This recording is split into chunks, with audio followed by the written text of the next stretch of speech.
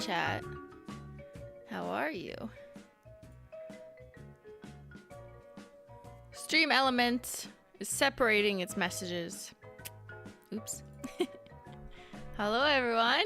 It's me, Christine, again. Welcome back to Saturday. I'm here as your weekly reminder to let you know that it is Saturday. That it is a weekend. Who decided the days of the week anyways? I don't know. Shouts out to them. Shouts out to those people who decided the names of the days of the week. I'm sure someone knows exactly who that is. I don't. So.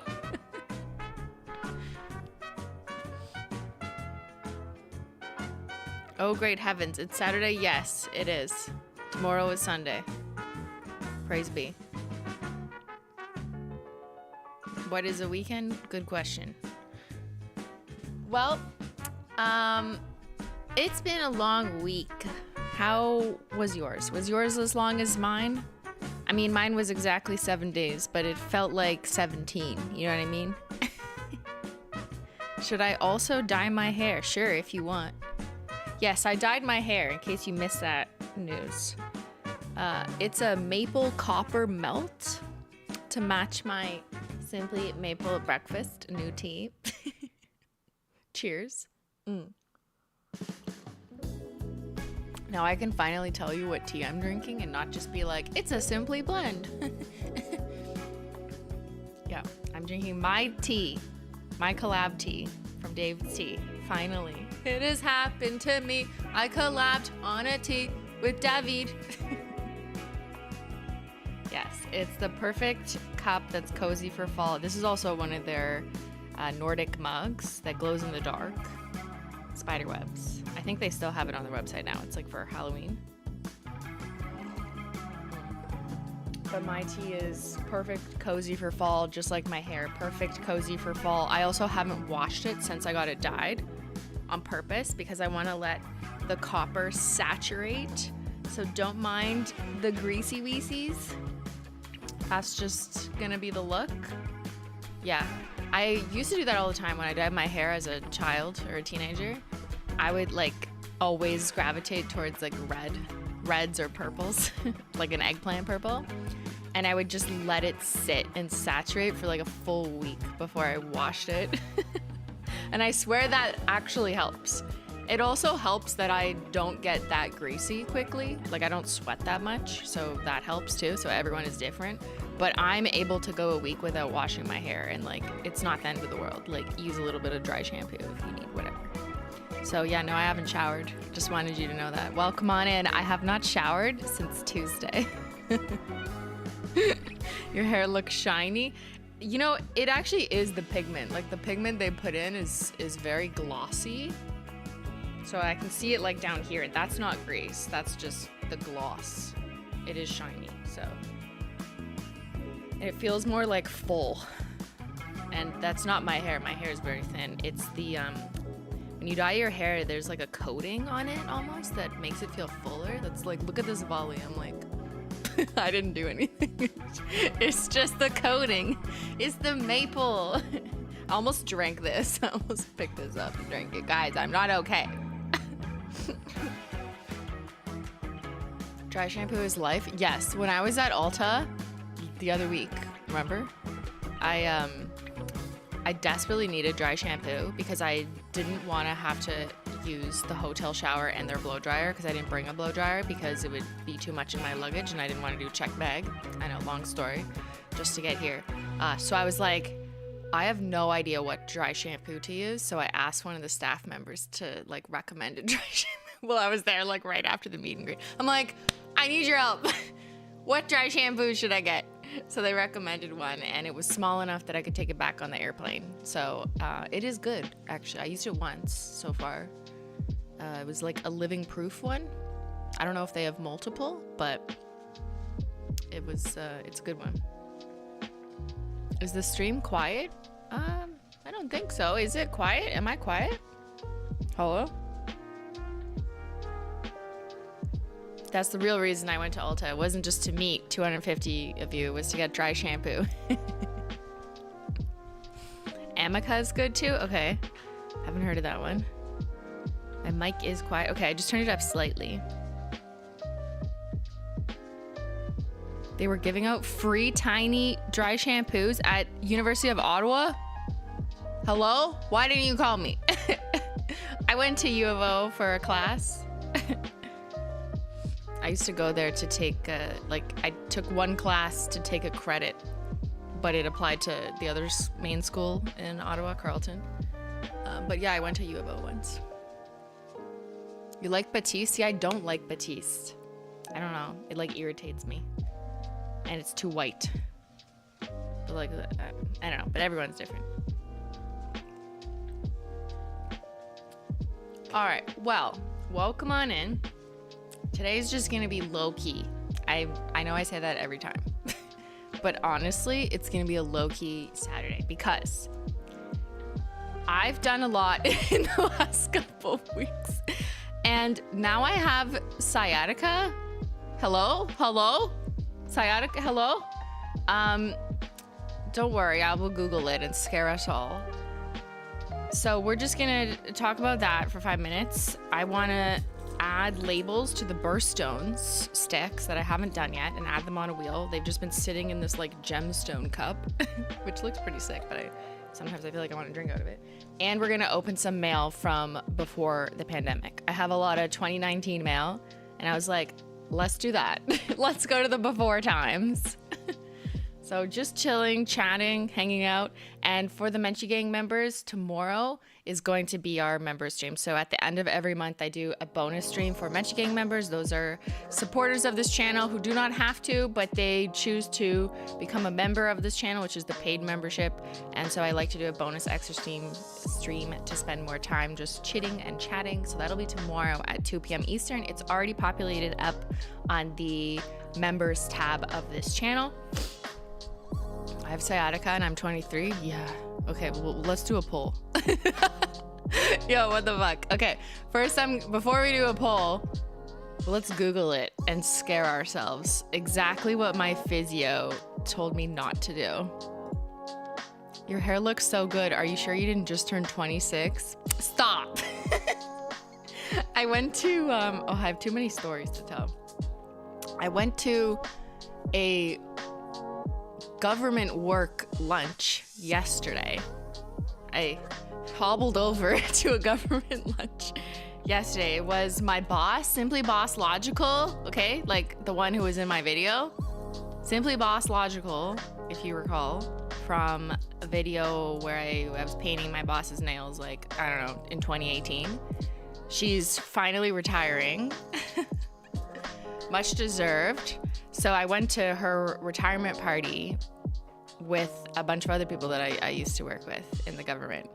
And it was so fun to catch up. And it was like I never left. I don't know, maybe I felt that way and they didn't. But I was just like, yeah, how's it going? How's the papers going? And then they were telling me about one of them is rewriting a paper that I wrote many years ago on attrition of sexual assault cases in the justice system, and they're redoing it with like more recent data. And he said it was coming out soon, and I was like, that's so exciting. And I'm like, I'm gonna read it. And I don't know, it just reminded me of, you know, the type of work that I did, and it was fun to catch up and feel like I was there, but like I wasn't. So yeah, that was good. And my former boss is retiring, so that's very exciting. I got her a little spa gift. Got her some like those roller sticks that say like stay calm on them, and some hand lotions and like bath salts and that type of stuff. And then Ben came and brought her a big bottle of champagne. to relax, of course, you know, to celebrate and relax. So yeah, big congrats to Simplybosslogical, who's retiring after, I don't know, several decades in the Federal Public Service of Canada. Retirement, let's go.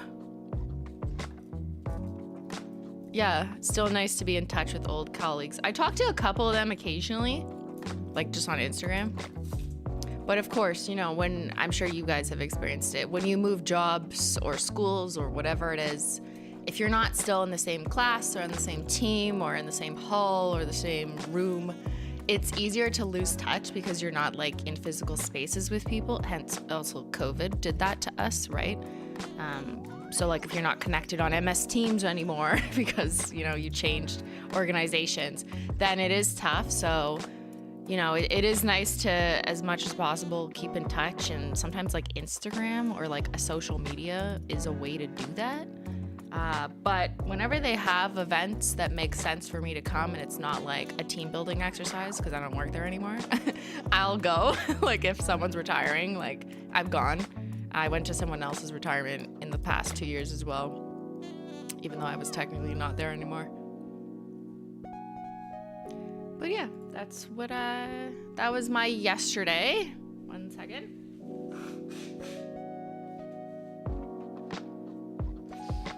Crazy. She can go on vacation now, yes. I was trying to write, looks like there are still 2 tubs of mail left. Oh, this is just one of them. There is more. It will like literally never end. This is the channel that will never end.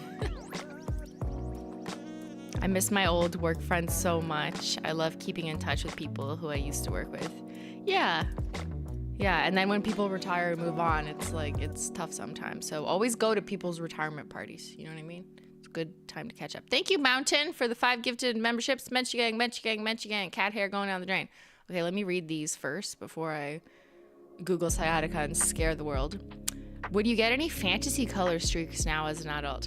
I don't think so. Like, I love when people get like crazy purple hair or like teal, like, and someone in the All Things Simply Facebook group recently shared their hair is like an emerald green and they wore Emerald City, the new Birthstone nail polish, and it looks so good on them. I love other people doing that.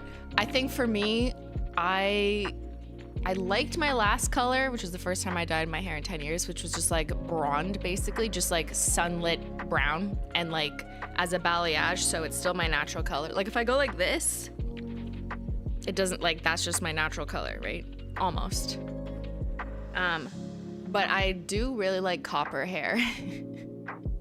I've always, when I was a teenager, you saw some of this when I shared it on Instagram, when I used to dye my own hair, like box dye and like bleach streaks, I would always end up with like strawberry copper. Maybe just that's how it faded. But I think it suits me because I have freckles and I was actually born with strawberry blondish hair. Or not born with, but when I was a toddler, it was like strawberry blonde. So I like this copper color.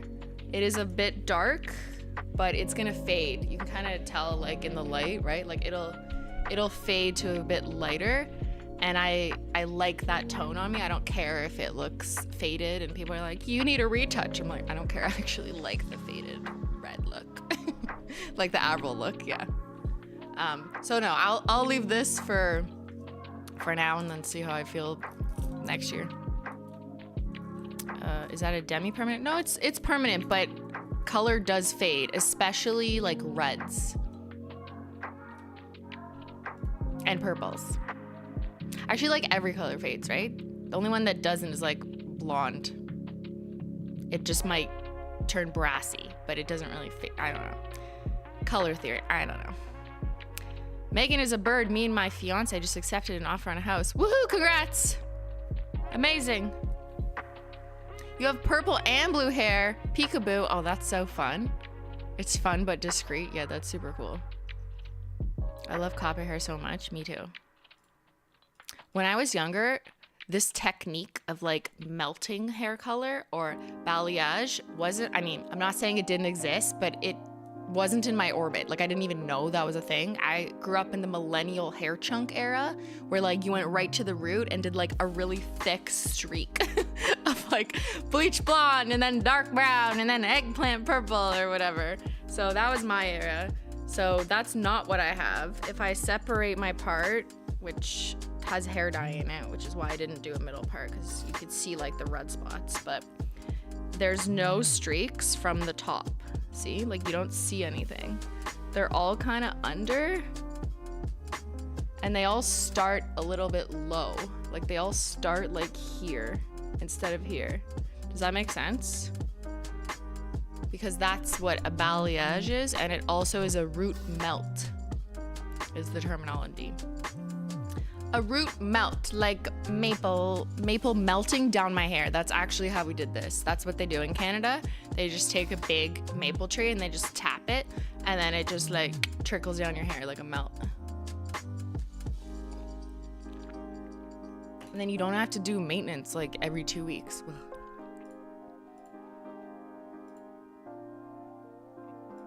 Or ever. You could just like let it grow out forever and no one would notice. Yeah. I'm too lazy to dye my hair every other month. Yeah, exactly. So I like the balayage because it gives you the option of never dyeing your hair again if you don't want to. Like, it'll just grow out. It also looks more natural, if that makes sense. Like, you might believe that I'm actually this color hair, maybe, if you didn't know the truth. All right. My favorite part of a balayage is not doing anything for a year. Yeah, exactly.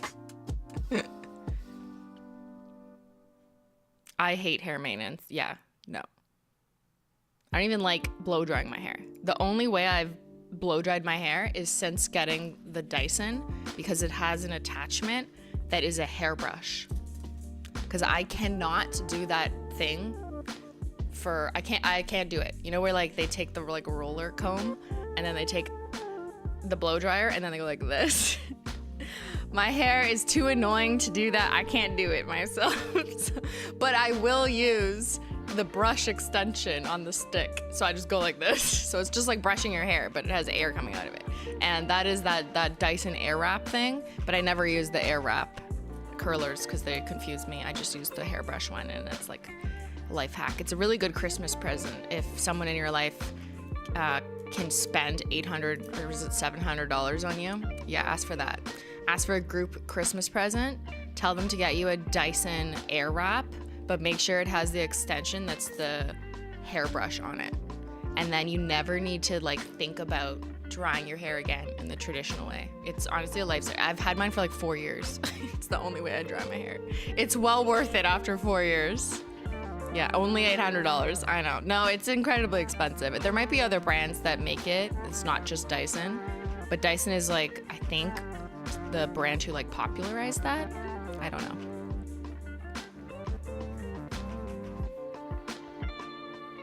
So some people are recommending some other ones. Revlon has one as well. Yeah.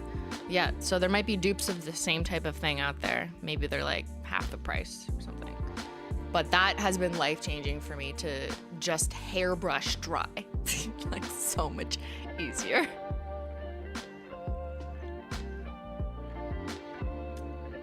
Yeah, the Dysons are so expensive. I find they work well, but I've also not used an alternative. I do use their air purifiers, which I also really like. But, you know, my life looks a little different. Maybe I use them because I'm constantly painting nails and swatching. Okay, let's scare ourselves. Ready? So apparently I have sciatica. Hello? Am I dying?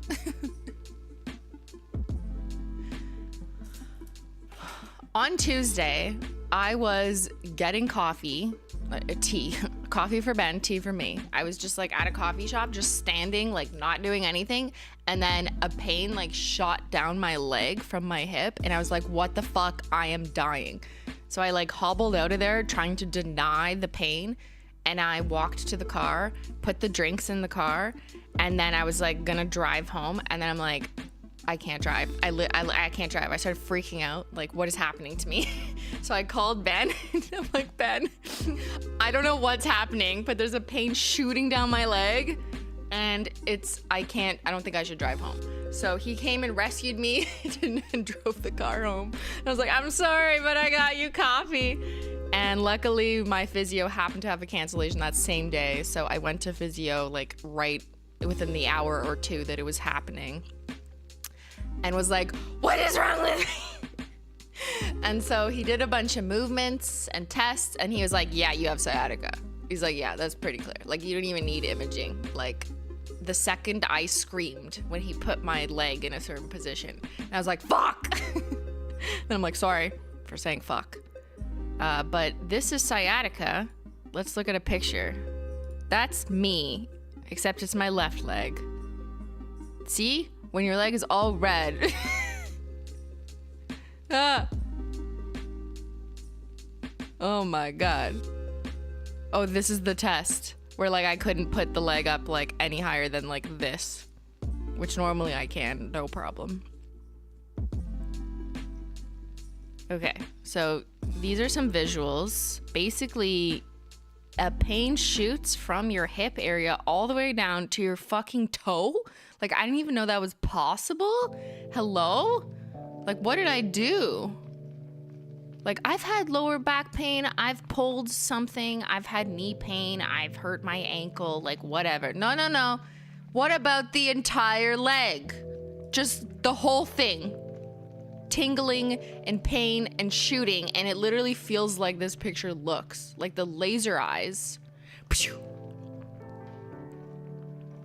Okay, so let's do some more Googling. Let's look at the official explanation of the first thing on Google, which is what my physio said not to do.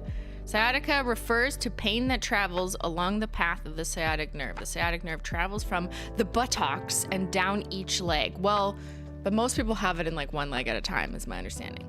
It most often happens when a herniated disc or an overgrowth of bone puts pressure on the lumbar spine nerve roots. This happens upstream from the sciatic nerve. How many people have it? 10% of people with lower back pain have sciatica. The condition is more common among people 40 and older. Guys, I just had my birthday. I'm 36. Uh-oh. Percentage of the population. Up to 40% of adults experience this type of low back pain at some point in their lives. So yeah, I have heard of sciatica. I have family members who have had it. So like, I know this isn't, you know, I'm not special. This isn't some like, I have some rare thing. So let's do a poll. How much of chat, here, let's do it this way. Since I feel like maybe you haven't had it, but like you have a family member or someone you know. Sciatica? Yes, me. Like whether in the past or now, family or, I'll just say, right, someone I know has, and then be like, nope. Okay, go. You have to be in one of these categories. You've either had it at some point or you have it now, or someone you know has it, which was me until Tuesday. And then, no, you are a lucky son of a bitch. What is the average age? Between the ages of 30 and 50. Fuck, I'm in that category. So I haven't had any imaging done yet because I also luckily got a cancellation into my family doctor and they were like, no, we're not sending you for imaging, but here's some painkillers. I think they just don't want to rush to imaging when it like just happened, even though I'm like, I can't walk. I can walk now. It's gotten a little bit better. Okay, but here, I will, let's take a, oops, let me turn that off. Let's take a little read. My coworker is 22 and threw her back out at work. No! In my 20s, struggle with it. I wonder if YouTube has ever had this poll yet. I don't know. Guys, we're just doing research. Pregnancy doesn't help. Yeah, I guess that is pressure on your back. Luckily, you're not stuck lying on the floor. Lying on the floor hurts too. Like, nothing feels good. I haven't found a position that I like. I guess standing is like slightly better, but like still, it doesn't really matter. Carol, both you and your husband have it. Fuck. I once went to the movie theater when I was 25 and I got sciatica from it. the movies did this to you. It's time to sue the movie theater. You just got arthritis. It's all the twerking for sure. This is the first time of me hearing about sciatica. Yeah. I've definitely heard of it before. Like, I thought it was a common thing, but I was just like, I don't know what that is. I don't have it.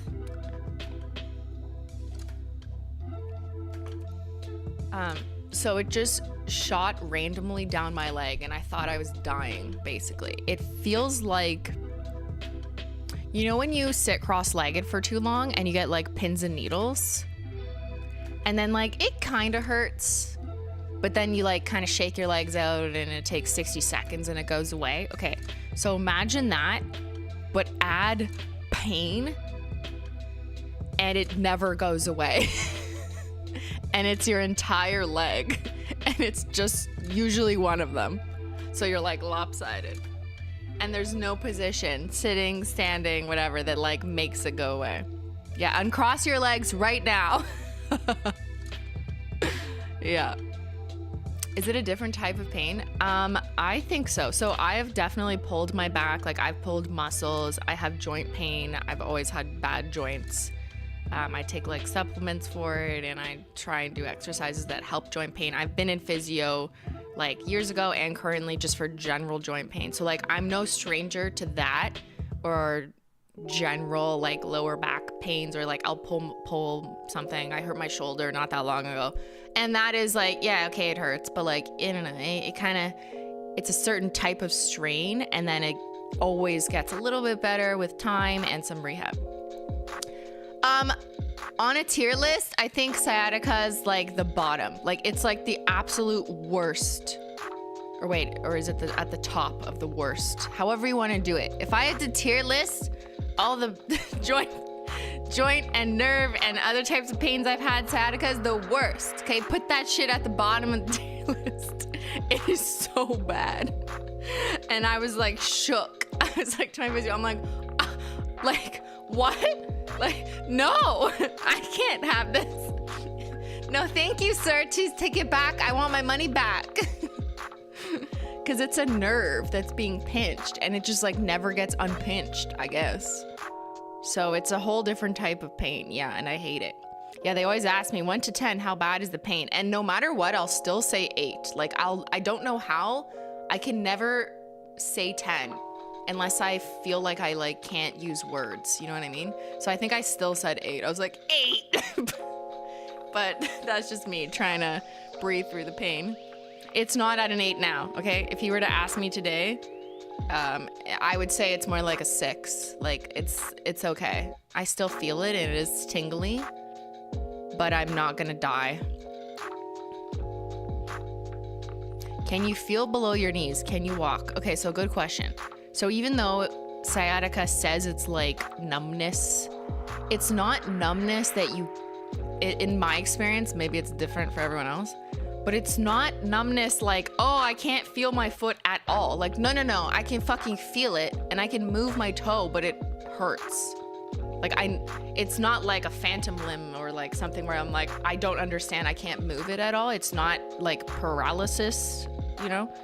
It's like, this is my good leg, so I can demonstrate. But it's like I can feel that this exists and I can gently move it, but it still feels like pins and needles, numbness, even though I can move it. Does that make sense? So there is a numbness, but it's not like paralyzed. And I can like limp it around. Like I can move it around. I can still walk, but if you like do the wrong movement and just go like slightly up with your hip, it's very sensitive, at least in the first few days. And then it would go, pew! And I was like, fuck, shouldn't have moved 2 inches. It's a very weird sensation. Yeah, the best way I can describe it is like when you sit cross-legged for too long and that like it kind of hurts, but you mentally know it's gonna go away in 60 seconds when you uncross your legs. So it's like kind of fine. But this like just has never gone away. So it feels like a special type of torture. Plus there is pain in addition to that weird pins and needles. So it does feel better now, which is why I'm streaming. Because if I didn't feel a bit better, I don't think I'd be in a funny mood right now. But I am in a funny mood. So I'm here to make fun of myself and feel better about it. But that was Tuesday. I was innocently standing in a coffee shop and it just went phew. And then I saw the physio same day, luckily. And then I saw my family doctor and physio again yesterday. And I've been doing exercises that are specific to improving as much as possible your sciatica, because physio will give you these very gentle movements to do, mostly off the floor, just to stimulate the nerve shit. I don't know. Shrimply limping. I've been shrimping around. Here, you want to see how I walk now? I'll give you a demo. Ready? I'm a bit better today, so I'm exaggerating, but... Okay, here's me walking.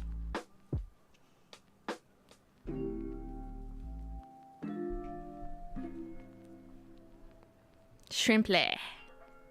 Actually, this is good for your sciatica. So take your bad leg. Here, I'm your physiotherapist. Ready? Take your bad leg.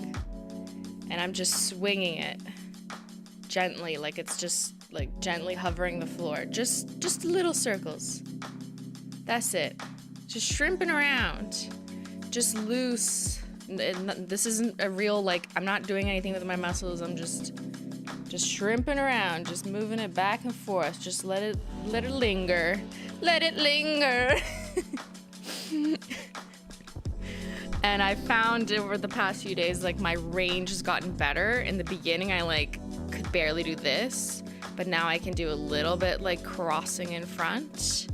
Just shrimping around. It's like going like this, but with your leg, but just like slow, like just loose. It's doing the stanky leg. Do the stanky leg. And then there's like hip abductions you can do. I'll do it with my good leg, so it's easier. But like you just go like that. Okay, yeah, we're doing physio. And then there's a lot on the ground that I can't show you, so I won't do that. And no, I don't have a standing desk because this is a table. It's not even a desk, it's a table. So I don't know what to do about that. Okay, let's take a look at the poll. But just so everyone's not concerned, I'm improving, and I absolutely credit it to, I think, who the fuck knows? It could just be chance, and this could never happen to me again. I don't know. It could be my shrimp exercises, but I think I've been a good student at minimum, and I've been listening to physio, and I've already been twice since it happened. And they do manual therapy on you as well. So they did like, it's called cupping, but not the cupping you think where like Gwyneth Paltrow has big purple circles on her back. Not that. They use a similar thing, but they actually glide it up and down your lower back muscle. Like, what the fuck do you call that muscle again? I can't remember. So they will like glide it to work that muscle, and then he did this thing, I don't know what it's called, but he shoved his elbow on my bum and then down my leg and like traces the nerve. Like do stuff like that. Just to stimulate the nerve and the blood flow around it to get it to like fucking come back and separate tissues and whatever. And then another thing, I don't know the terms. He told me, but I forgot. I'm like, does sciatica affect your brain? Because like I literally can't remember words for things now. Yeah, just like the fucking elbow on the bum, go like this. And then another one is when he used the palm of his hand and he like pressed on the different discs in your back, I think, to try and locate where the compression is happening. Like it's a guess because it's not imaging, but it's like this on each thing, and then when you find it, you kind of like work it out. I don't know. So we think mine is on, I can't remember, L5 and S1. It's like low, the low back. Everybody get low. Yeah. Anyways, because that's where the pain was. Like you can kind of identify. It's really cool. I mean, I never learned anything about physiotherapy or that type of like angle of the anatomy, but it's very interesting. I'm just like, oh, cool, yeah, cool. Yes, between the lumbar spine and the SI joints. Right at the crack of my BBL, exactly, right above my BBL. I was like, be careful, that's my BBL.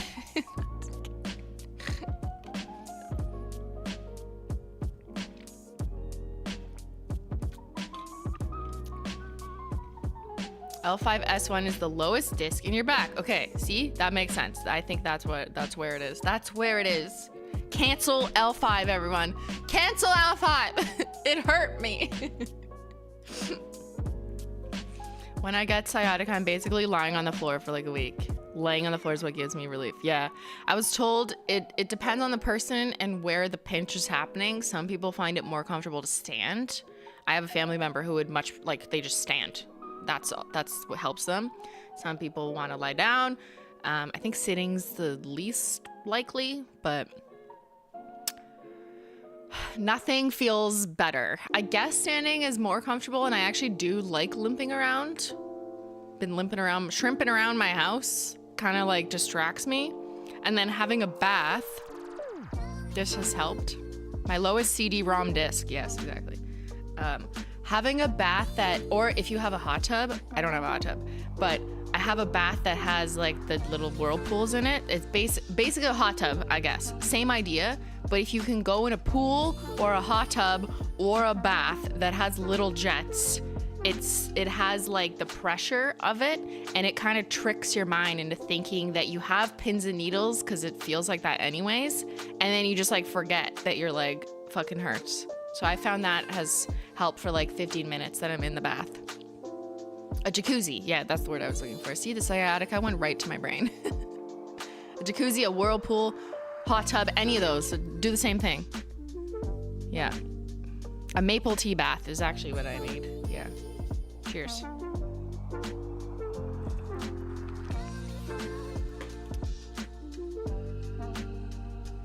If I got into my bath, I'd never get out again. That's what I thought too. I was like, this is nice.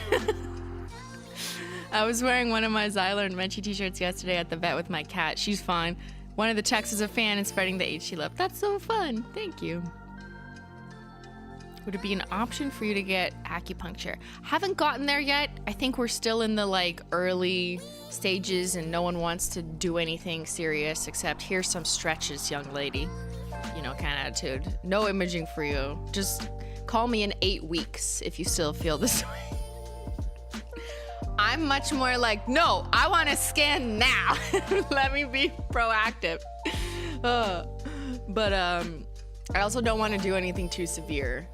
Like, I don't want to go to a chiropractor right now. I just feel like my joints have always had issues. I'm a little worried that it might fuck me up more. So I need to wait it out. And if things are still bad or I don't have normal leg function again, then yeah, then I'll be like, okay, can I get that scan? Scan me, bitch. I like the scientific approach to things, even though I understand why doctors don't want to just send you for an MRI or an ultrasound like immediately, because they're like, you'll probably be fine, just relax. I understand they don't want to like add the burden to the system. They think it's not useful and your body can change quickly. I get it, but I just still selfishly am like, no, but I want all the information. Like, give me the information. I will pay you to get me that information. I don't care. Yeah, and I don't like it when I'm just prescribed pain meds and like told to go away, you know, respectfully. I didn't take them. I would have taken them if I'd had the pain meds on the first 2 days, but I was able to sleep last night and didn't even take like an Advil or an Naproxen, so I'm not taking the stronger drugs. I don't want to take them unless I'm like fucking dying. Just personally, I don't like taking too many drugs. Okay. Let's see, how common is it in this chat? I'm so interested. Sciatica, 30% have it? Okay, that's That's great. But not. That sucks for all of us. I'm sorry for the 30%, but that's wild. Okay, well, the internet says up to 40% will have it at some point in their life. So that's not that crazy, but like, that's common, see? Yeah. I didn't really know this. 24% know someone who has it. So like over half of you are familiar. How do we end it? End sciatica 2024. 46% of you. Well, that's nice. Just wait. I hear that it's most common in men, I think, who are over 50, which is probably like 2 of you, so. Polyanarchy, I'm so sorry you're in pain, and I appreciate you sharing your experiences with us so we can all commiserate. Talking helps ease the pain. It definitely does for me, as long as I'm not in the most acute phase. I think I'm out of the like, I want to murder someone phase, and I'm like, don't need to cry on the floor anymore phase. So as soon as I'm out of that, I'm gonna take advantage and just like be good spirited, think positive. And the first thing physio told me when I went in there, and same day of the most acute part of it, he literally just said like, you gotta stay optimistic, because I think he could see that I was like, I'm gonna die, I hate myself. And yeah, he was right. You have to stay optimistic. But I think the scariest thing, and maybe some of you relate to this for all sorts of different reasons, is I had never experienced this before. And so when you have a pain, or just like you're going through a life event that you've never had to deal with before, you don't know what it looks like on the other side, or even if there is another side. So you're just terrified of the unknown. And that's absolutely what happened to me. So that's why I think mentally, in addition to physically, it fucking hurt, and it's the worst on the tier list of pains that I've had in my life. But I think the not knowing and never having dealt with it before made it extremely difficult. But I have family members who do have it, and you know, they say after you've gone through it a few times, you kind of know the course, and everyone is different. They find different tricks, and they know what triggers it. So I have no idea what triggers it, although I have a suspicion. My suspicion, which would make a lot of sense, but who knows, it's hard to tell, is I was on a plane coming back from New Jersey. It's only a 90-minute plane ride, but then they kept us on the tarmac for an additional 2 hours. I think I mentioned this on stream. So that was a really long time sitting in not the best position, with like no room to like kind of move around, you know, if you need to. And then they would like yell at you if you stand up. They literally yelled at someone on the plane who stood up. And now I'm thinking like, wait, what if someone has sciatica? Are they gonna yell at you? Oh my God. Anyways, I'll deal with that problem later. So I got home from New Jersey, and then a day and a half later, we found out that my grandmother in Toronto was in the hospital. So we drove down from Ottawa to Toronto, which is a 4.5 hour car ride to see her. And then we drove back 4.5 hours in the same day. So I spent 9 hours sitting in a car right after several hours sitting, like a day after sitting several hours in a plane. And then it was a day and a half after that I got the sciatic issue. So it could be like accumulation of 15 hours of uncomfortable sitting, which I normally don't do. Like even in my house, yes, I mostly sit, but like I'm up and down, I'm making tea every hour, I'm going pee literally every hour, just like moving around. So I think that might have been the trigger, but it was like 2 days after that, but you know, it could still be it. So I'm gonna tell myself that it was that, because that's easy to avoid. It's easy to like, okay, let's not do a plane ride and then 9 hours in the car. Right? Like that's bad, I think. So when I told the doctor that, she was like, yeah, so that could be the trigger. Don't do that again. And I was like, yeah, okay. So I hope it was that, because then that's easy for me to not do again. It was a lot of uncomfortable sitting, but I didn't really have a choice. You know, I wouldn't have chosen to arrange my travel that way, but that's just what happens. My grandmother is okay, for those asking. Well, she's sick, but she's also 95 years old. But we did go down to see her, just, you know, to make sure she's feeling okay. So that's my story. Everyone make sure to stretch. Okay, stretch break. Ready?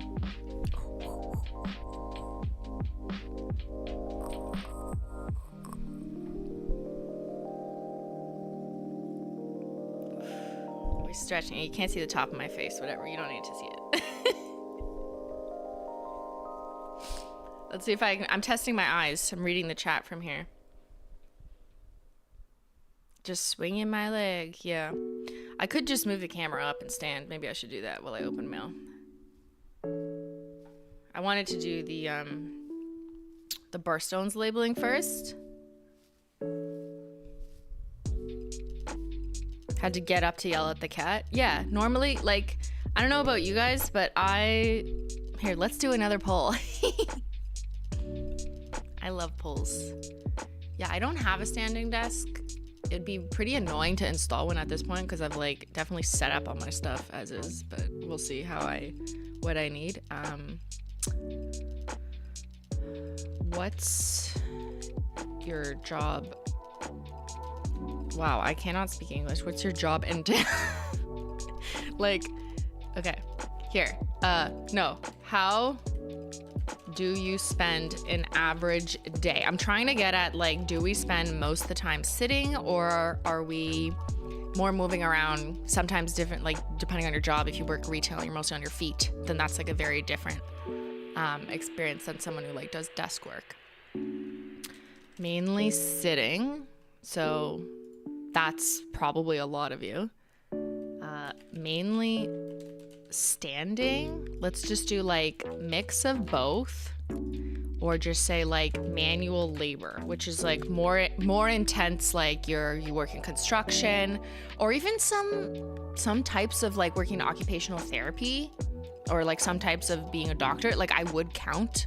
I know it's maybe you wouldn't consider it manual labor, but you know what I mean? Like you are more moving around in different ways. Or like if you're a fitness instructor, then you're doing manual labor.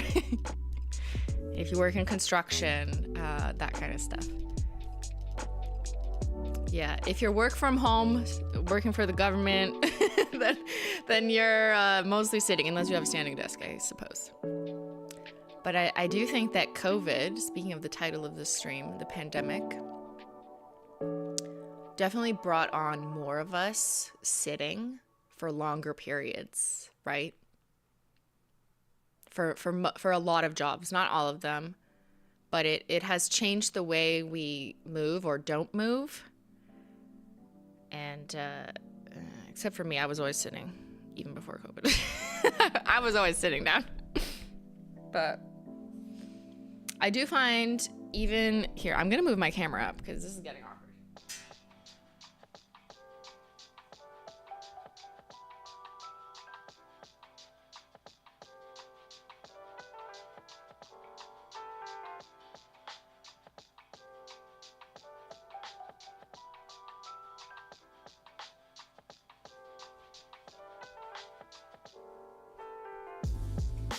There, now I can stand. Oh shit. Okay, hold on.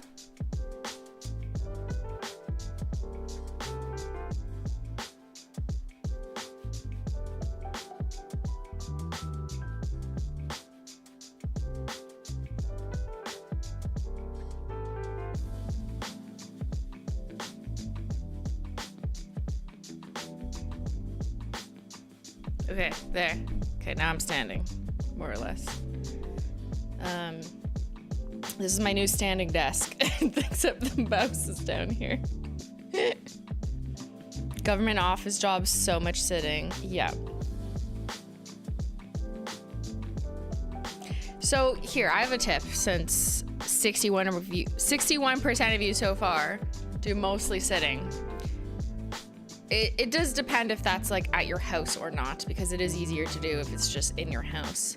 But even when I went to an office where I was mostly sitting, I would drink so much water. Okay, this is gonna sound so weird, but it's also good for you for another reason. If you drink so much water, that's great for your hydration and like any possible health issue with, I guess, like an asterisk of like 0.1% of people who like can't have water for some reason. But generally speaking, drink so much water and then you just have to get up to go to the washroom more frequently. But that helps you, not just because you're getting hydrated, but also because then you stand up. It just like literally makes you need to go get up and walk around. So you're less likely to sit there and rot for like 4 hours straight. Like I cannot sit down for 4 hours straight because I literally would like, I need to pee at some point, you know? Yeah, you got to pee out the tea. It's good for you. It's good for your ergonomics. It's good for walking around. So that's tip number 1. Just drink lots of water. Okay. Life hack. Here, everyone take a sip. I am your physio. But he didn't tell me that. But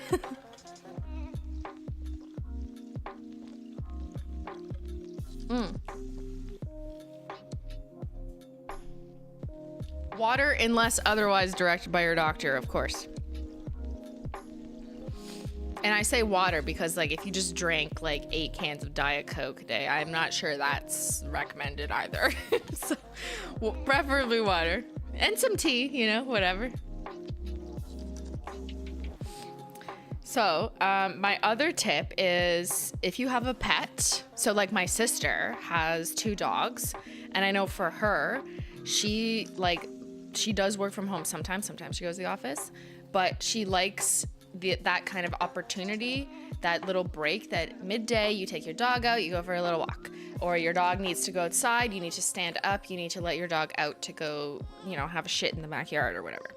And then you go clean it up. So like little things that a pet can kind of motivate you to do to care for them is helpful to you, just to like get up, go care for them, and it makes you move around. Even if they don't need anything and it's been 2 hours of you sitting, just think, I wonder if my cat needs a pet. And then you just get up and you go, Menchie, you said you needed a pet, right? Okay, I'll give you a little brush. So yeah, taking care of pets is another tip. If you don't have pets, maybe you live with someone, okay? 3rd tip, go annoy whoever you live with. Or if you're at a place of work or business, annoy your coworkers. Stand up, go to their desk. I used to do that all the time when we were in an office. That sounds so annoying. But like I would literally stand up and like just go talk to someone. So we had a tea club, we called it, that was like just a little bit down from where I was sitting from, and we'd go make tea. I mean, I guess this goes back to my life hack number 1, but like just go talk to someone. Just be like, hey, how you doing? Did you get that paper? I don't know. Or like, let's talk shit about whatever, you know? Just go talk to someone. So sometimes I go annoy Ben, okay? For me personally, that's what it looks like today. So if I can't annoy Menchie or Zyler, I just go like, hey, Ben, what's up? You need anything? Like, what are you doing? How's your day? Okay. Excuse to just go walk downstairs, say hi to Ben on the couch, and then I go back upstairs. All right, hack number 4 is just take a walk with no purpose. There's no pets, you don't have to pee, you don't have to make tea, and there's no one to annoy. So you just do a lap. You literally just do a lap around the building or your house. You go upstairs, downstairs if you have stairs, and if you live in a condo, which is what I used to do, then you can walk around the floor. Hopefully your neighbors don't notice and think something's wrong or you're weird. But you know, you don't want to go outside because it's winter. I get it. Just do a lap inside the condo building or inside your house. One or the other. You want to go outside? That's even better. You know, doctors do say to occasionally leave the house, get some vitamin D. But doing all these things, what was that, 4 or 5 life hacks? It's not a life hack, it's just like common sense, but whatever. Troom, it's here. All of these things will just help like some movement if that movement is good for you. You know, for the majority of you, these things can help over time. And it's something that I've always thought I did. Like I always kind of stand up. I never sit still for 4 hours anyways, because I literally have to pee or I just like get bored. So I have been good about not doing that and just rotting for 4 hours straight. Even when I stream, like I always go to the bathroom at least once in like a 3-hour gaming stream, right? Usually. There's like, I guess, a rare time where I don't, but I usually still get up, and that I will continue to I'll be getting up more frequently and doing more ad breaks because I have sciatica. I'm just like, I'm gonna run an ad because I have sciatica.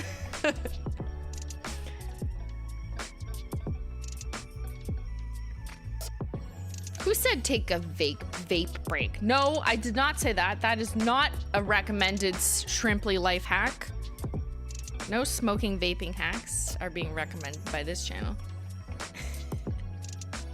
What is this, like 1999? No, like I remember a time when all my coworkers, not 1999, I was like 9 years old.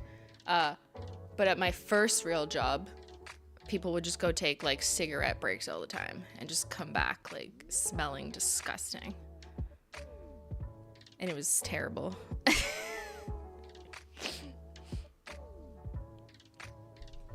So no, I don't think that is how you help your health. If the goal is to like, you know, stand and never get sciatica, you know, as the doctors say. Okay, let's end this poll.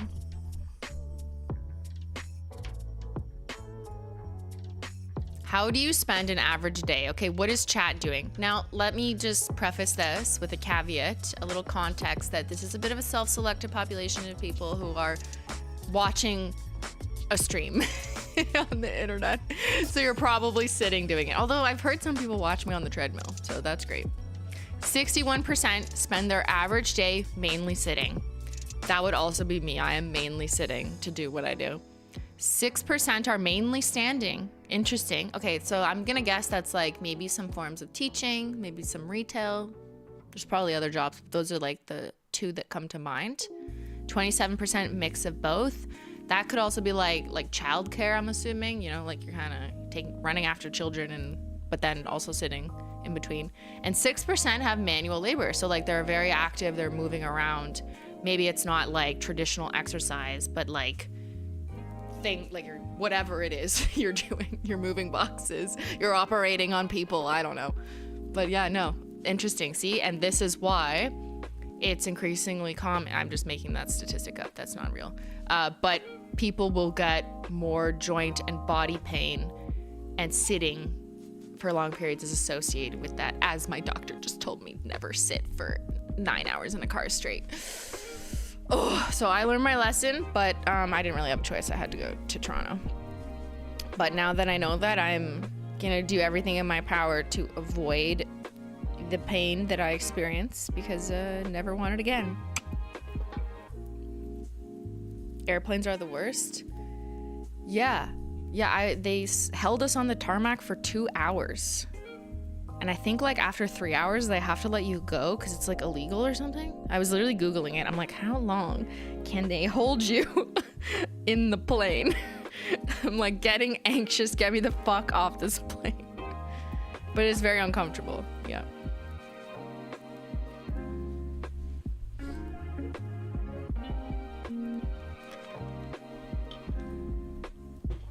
All right, I'm going to switch this back.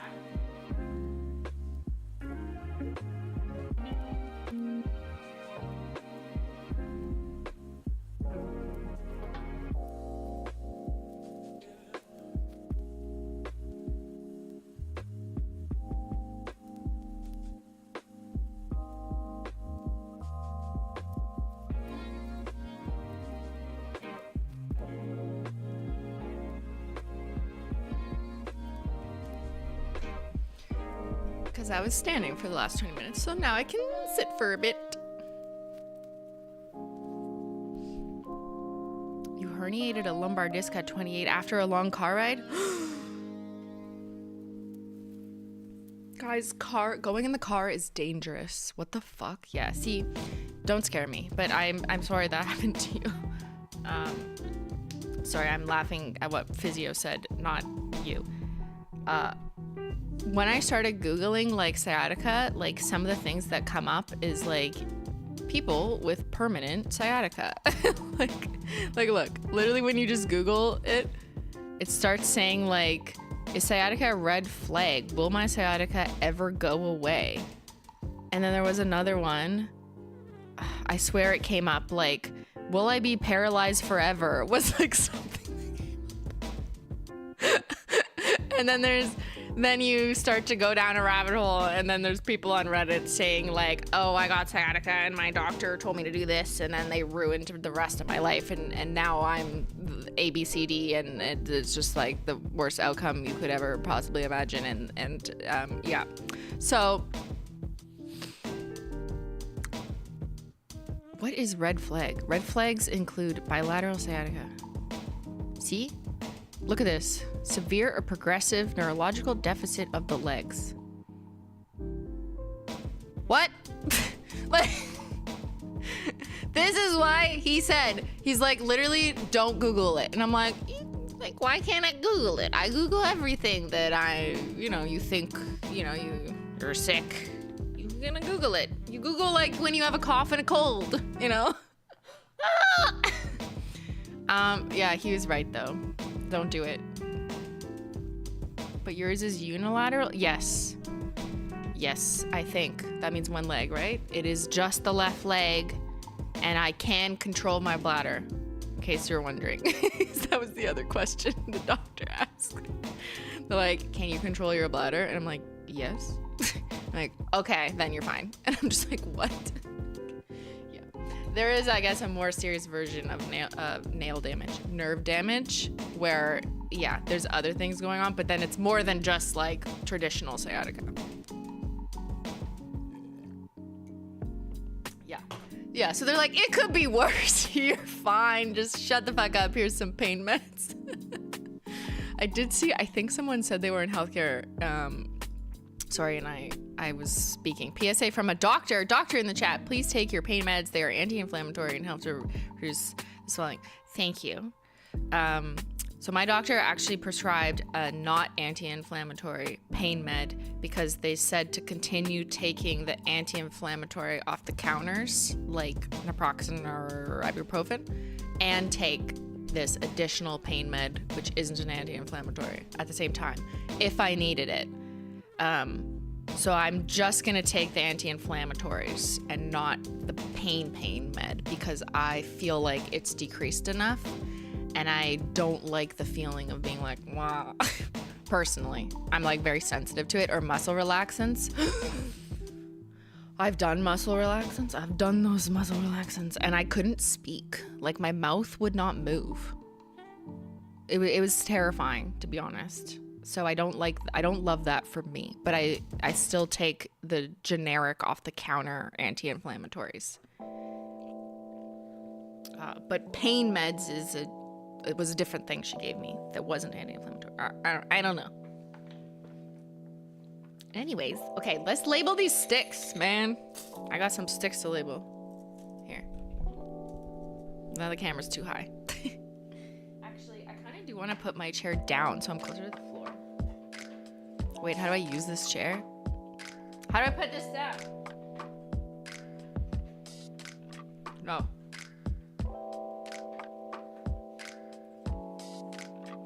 The tilt. I gotta Google this. Oh, there we go. Okay, there. There, I'm shorter. Okay, that's better though, because there's less, there's more foot on the floor, if that makes sense. I just ordered your tea from David's Tea the other day. Yay! And you got the same spiderweb mug? Nice. Spooky. I was holding olive oil when you said take a sip. And I had to actively tell myself not to do it. Okay, I hope no one was holding acetone when I said that. Don't drink the acetone. When I worked in Gov, the Ergo folks installed a reminder on my computer to get up and stretch every 20 minutes. It was annoying, but that was useful. That's actually so sick. I love that idea. I guess you could just do that. My watch does that. Duh. My new Apple Watch says, like, time to stand, but it's also been trolling me. for the last week since I've been unable to do anything. It's been saying things like, you can still do it, or pick it up. It's time to close your rings. And I'm like, shut up. I can't. I can't close my rings. Shut the fuck up. Okay. Anyways, let me open your brother. Yeah, Apple Watch is so rude. Like, come on. Why do you have to be so rude to me? Should tell it I have sciatica. Like, don't bully me. Alright, let's find our labels. And,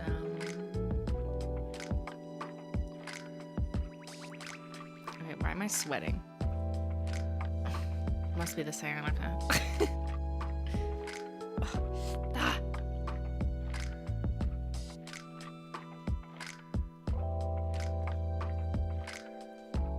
Turning on your brother. Your brother.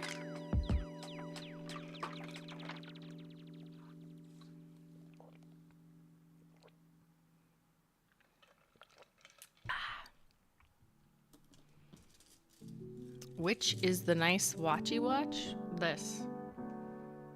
Here. See what activity I've had? None. Sad little rings. Look, it's literally telling me to work out. See that guy running? Yeah, I'm not gonna click him. My heart rate was 69 beats per minute 25 minutes ago. I haven't had a heart since.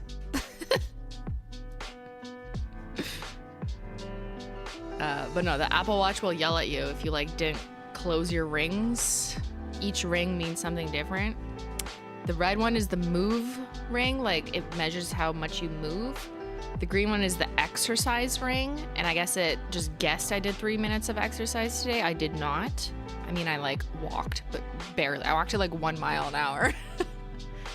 And then the blue ring is the stand goal ring.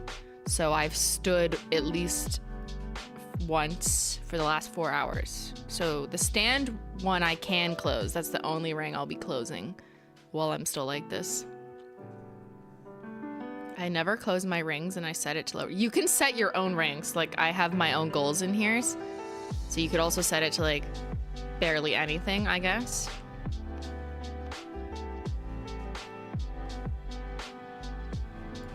But this is the first time I've had an Apple ring. I do like it though. It's kind of fun. I had a Fitbit for the last like 7 years.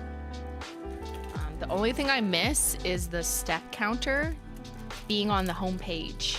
I wish I could change the stand ring to like the step counter. I just like the steps. There is still a step counter, but it never makes it. You can't make it one of the goals, which is kind of annoying. Anyways, let's just look at my sticks so I can make sure I'm gonna label them properly. So we're gonna do them this way. Sticky stick. So this is the Birthstone Collection. I haven't labeled them yet. I just have all my sticks. I gotta organize. You know, guys, I'm behind. Blaming the sciatica. I'm gonna just say that on all my meetings. And that's my excuse. I'm not done swatching the next collection. I have sciatica.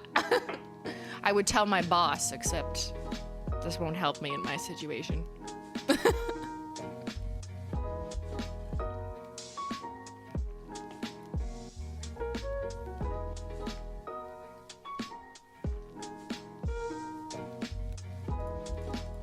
All right, let's do Gosh Garnet. And we will do a chain cut. Chain print. Yes. Print. Oops, did I just print 2? No, okay, we're good. New polish name, Sciatica can't. Yeah. Do you have one of the rings that people wear when they track sleep? Wow, I can't read. The sleep stuff can be done on this watch too. It tracks how long you sleep, how much REM sleep, how much deep sleep. I get like 8 minutes of deep sleep a night if I'm lucky. The Apple Watch does that too. So did the Fitbit. Crystal Mommy.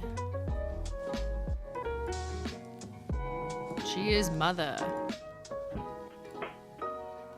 Did I miss the mail? No, we haven't opened it yet. I have sciatica. That's my excuse for everything. January, February, March. Happily. What? How do you spell? Aqua. Oh my god. See what I mean? I literally asked the physio, I'm like, does sciatica go to your brain? Because I feel like I lost words. And he was like, yeah, it can. Hello? It's okay. Chat will correct me if I don't remember my own shade name. Happily has 2 P's. Yes? Good lord. Okay. January, February, March, April. Ride or diamond. Or diamond.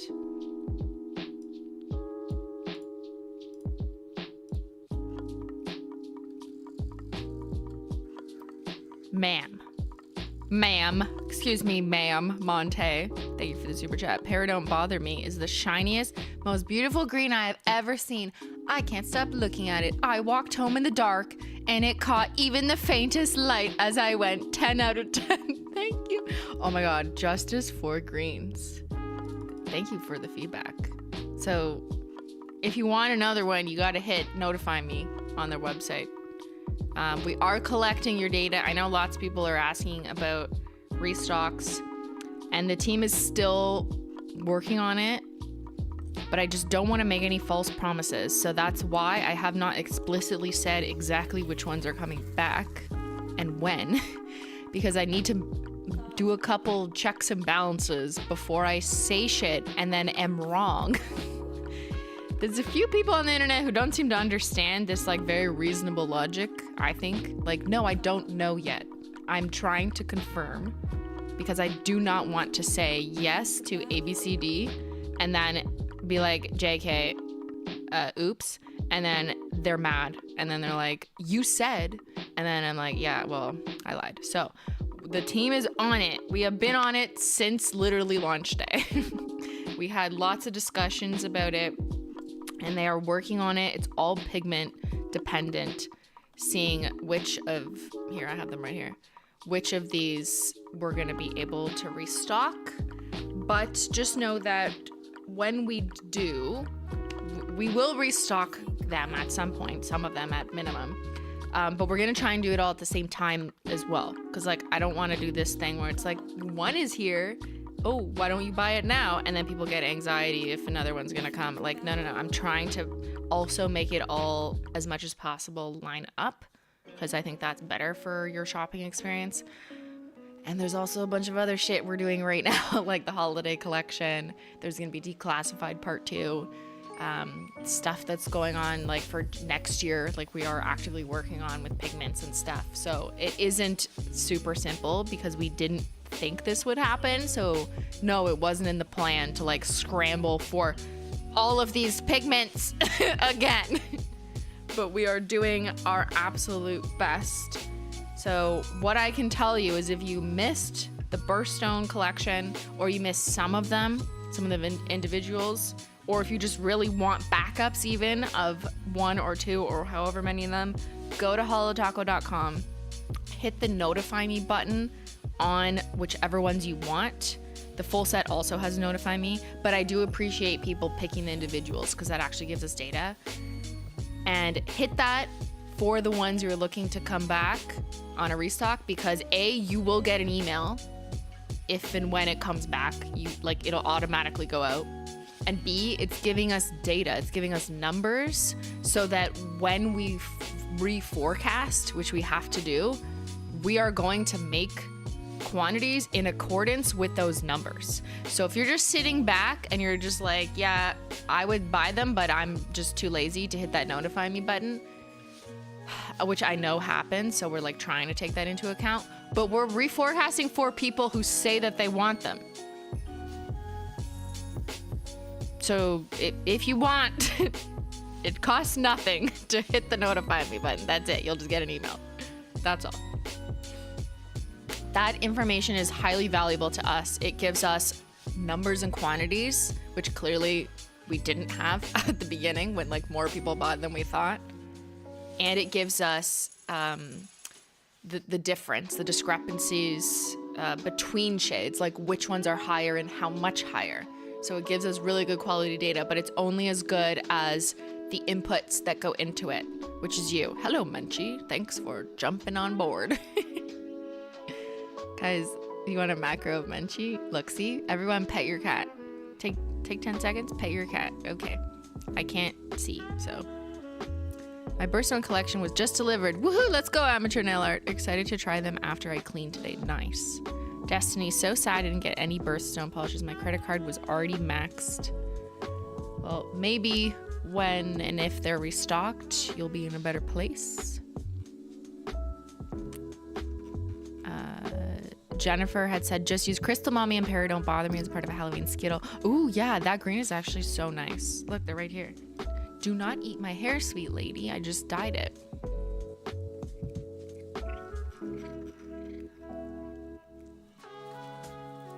Might have to put the hair up. Girl, okay, You cannot eat my maple melt hair. I know it looks delicious. Oh, you need your eyes picked, you little nasty lady. Yes, there you go. You're so picky.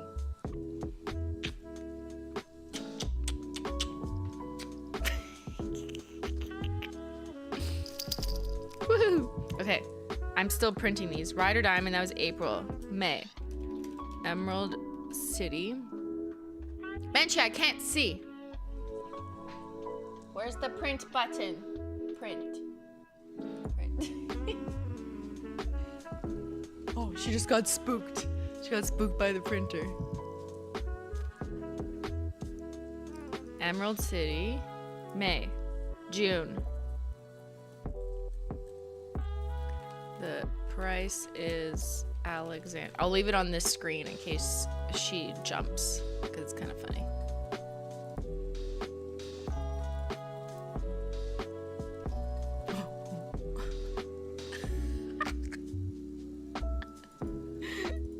I'm printing.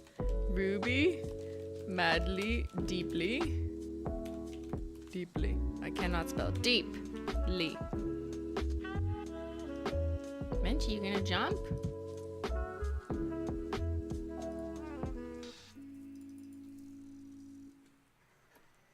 She like stands up every time. She's like spooked. Okay. July, August. Para Don't Bother Me. That's a good green. See, I'm telling y'all. Para Don't Bother Me. August, September. Playing with Sapphire. Sapphire, not Sapphire. And she gonna jump again? Ready? Spook. She's not getting that spooked. Birthday Brat. That's me. Out of stock now, actually, though, so too bad, so sad. Birthday Brat. Birthday Brat. It's okay. She was the one who lingered. Topaz Tears. And the nail oil also sold out. The nail oil and the pen, the vanilla cake scented nail oil in the pen is now gone, but we still have some cartridges left. Okay, bye Menchie, thanks for coming. There's still some vanilla cake scented nail oil cartridges. I think that's the only thing left. Tanzanite away.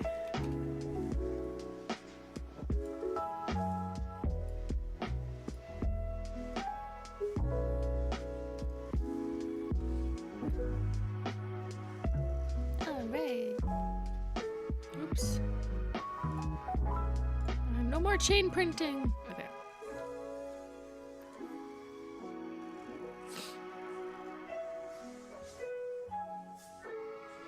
A Holo Taco subscription to all upcoming launches releases. Like I subscribe to blues, greens, and holos. I've seen that idea thrown around. I think it sounds really fun in theory, like a subscription, but I'm also hyper aware of how those types of business models are ultimately not the best for the consumer, and I'll explain why. You don't really, you are committing to a company, like, here's my credit card, take my money, without seeing a product. Now, you might be like, I don't care, I love everything you do. And that's so kind of you. I love that. But I, on the business side, don't love the idea of like just taking everyone's money, because you are bound to have people who are like, actually, I don't like this shade, or I'm not happy with this, or the timelines, like with pre-orders, for example. So I would rather a customer see like something launches, it's available now, you can look at the pictures, decide, and that's it.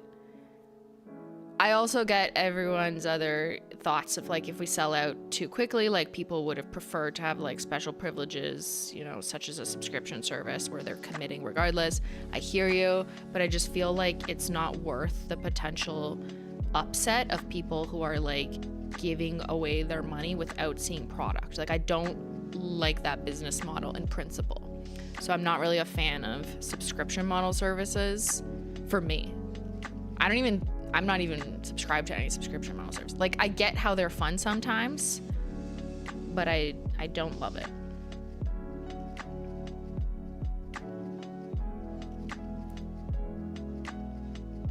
There's Topaz Tears, so yeah. Anyways. It's nice in theory, but may not play out the way people would want to. Exactly. And then there's also subjectivity in defining. So like Chatter just suggested, well, I want all the blues and greens. Well, how do you define blue and green? No, and that's not a stupid question. Like, this I might count as blue, but you might think like, well, that's not what I meant. I actually mean like bold blue. So I'm unhappy that I subscribe and pay for this blue because I don't think it's blue. You know? And I don't want people unhappy, so I mean, whatever. Happily ever aqua. Speaking of baby blue, blue is orange. Yeah, exactly. So that's what we'll do. You order blue, I send you orange.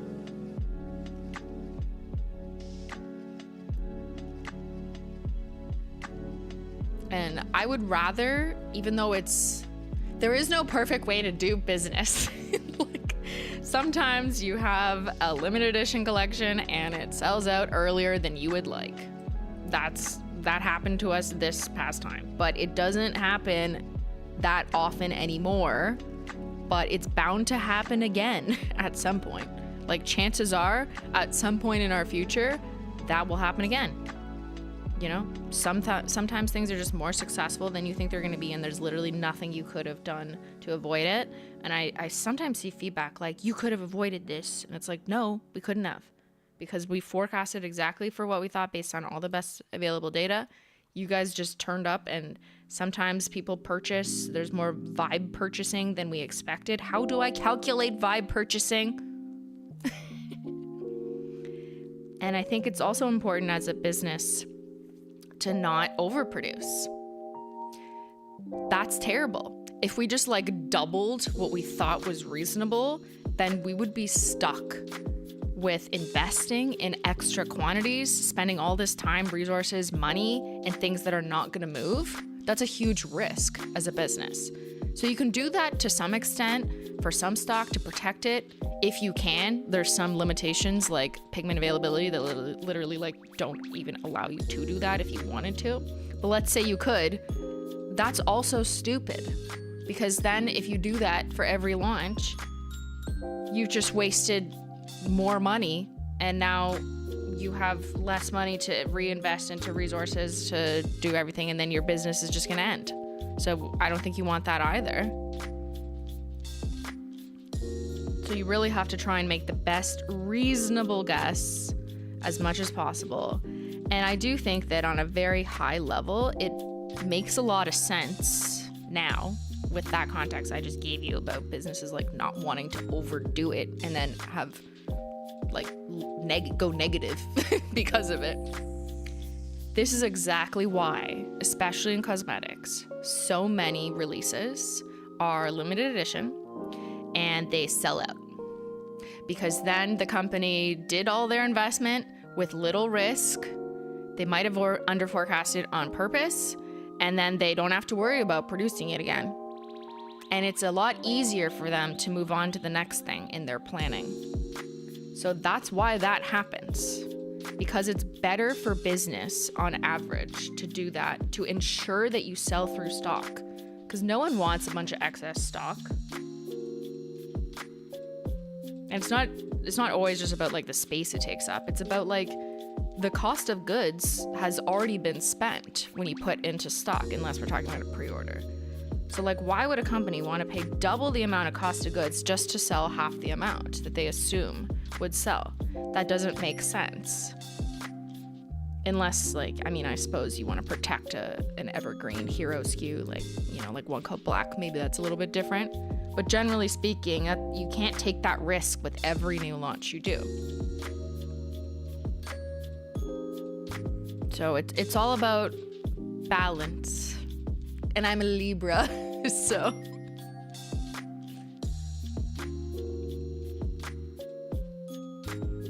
Gosh, I'd never thought about this before. It makes complete sense. Yeah, and I'm happy to share these like high-level insights. It's something I never really thought about before, but I get it now. Like, I also understand there is a bit of like a sharky asshole move in companies that just deliberately stock way too less and literally do not care if they sell out in 2 hours, because they literally want to say, we sold out in 2 hours, you better not miss the next one. Like, that's like the point. But I also see that there is more of a genuine business risk that if you overdo your stock and then you're just sitting on a bunch of things and you've put all this investment in, you're just not going to recoup on those in like the amount of time that you expected, then what? Like, that's not good for your business. And I don't think your customers want your business to keep doing that for their anxiety protection forever, and then you ultimately have to close your business because you just like, you're going into the negative. Like, that doesn't make sense either. You can't do that. That's not sustainable.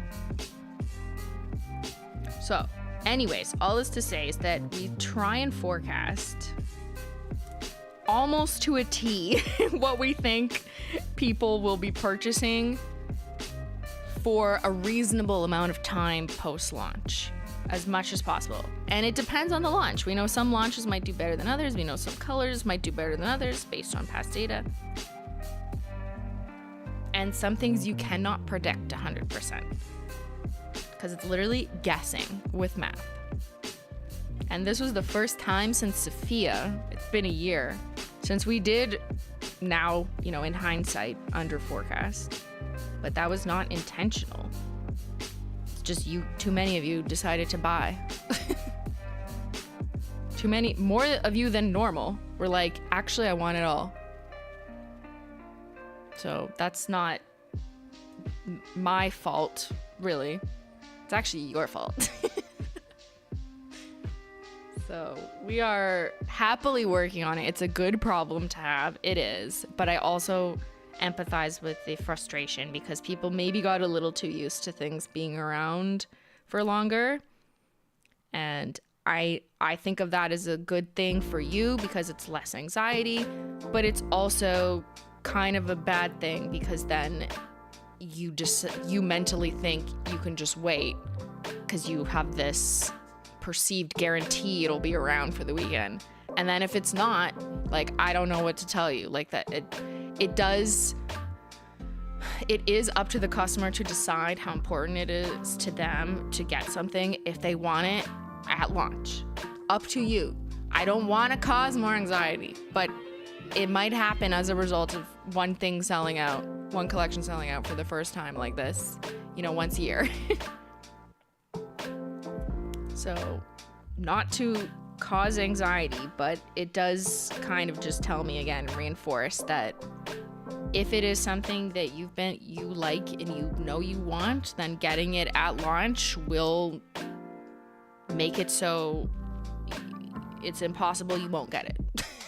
Like, that's the only guarantee. That being said, I don't want that to be your experience every time, and we try not to do that, but that's the only way I can tell you, you know, that the best way to guarantee, I don't know. You know what? You know what I'm saying. The bundle discount was pretty sweet. Yes, you're welcome. I thought it was only fair. Where is Gosh Garnet? Did I not make one? Oh my god. Gosh Garnet! I have this label and I'm like, where is January? Fuck me, man.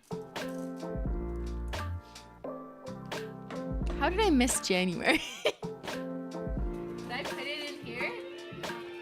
Oh no, it's right here. Whew, thank God. You mean you didn't want your OG launch to sell out in less than an hour? No. But I have no fucking idea how many people would actually buy like 5 of my nail polishes. And it's a huge investment to like go do that and be like, yeah, let's make all this stuff, spend all this money.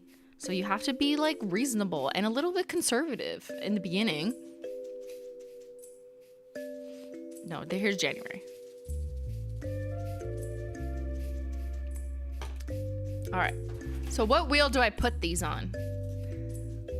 I could have put them on their own, but I think I'm gonna add them to this wheel because this wheel is small, so I still have space.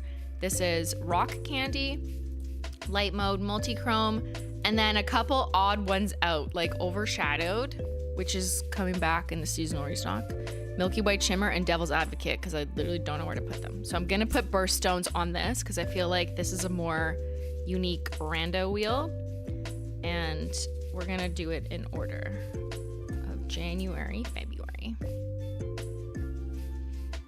Sorry, I'm late. What did I miss? I thought we were opening mail. We are. We'll open mail after this, after I also pee, because I have sciatica. Okay.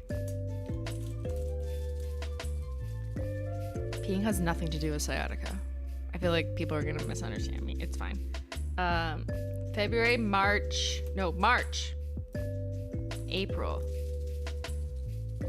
May,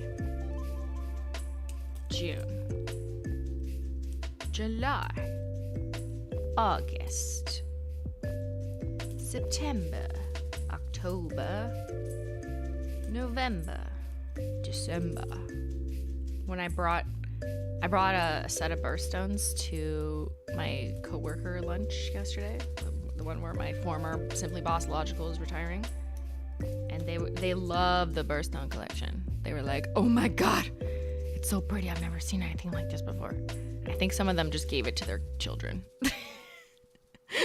but they are not wrong. They look so good together. Delicious. I flipped September? No. August, September, October, November. What do you mean I flipped it?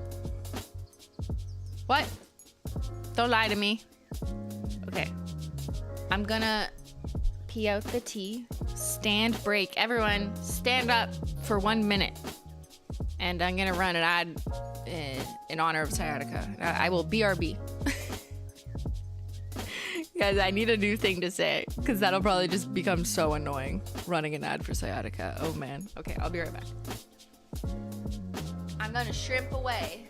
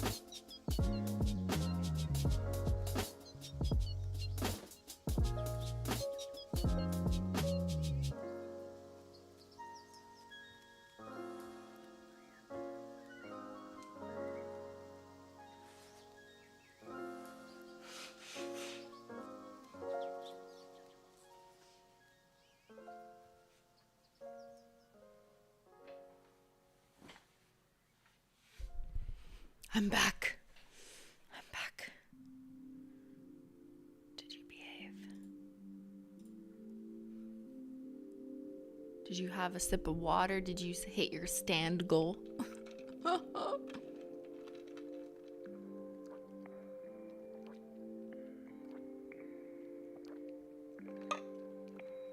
That wasn't a minute? Well, you're welcome. Why does my watch say keep it going? Look. Fucking rude. Keep it going. No.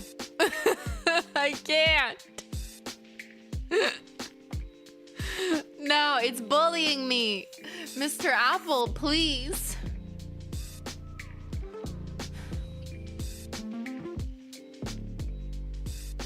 I made my Simply Maple breakfast tea.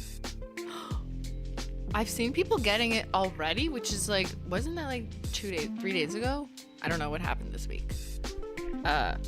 Yeah, people are already getting their tea if you order it on launch day. That's wild. So cheers. I sent some to my fancy aunt and she also already got it. And she was like, it's lovely. So yeah, cheers to Simply Maple breakfast if you happen to be drinking. I want to know if you like it. Like, also that, let me know, like, do you like it? Is it good? Do you taste the oats? I want to know if people taste the oats.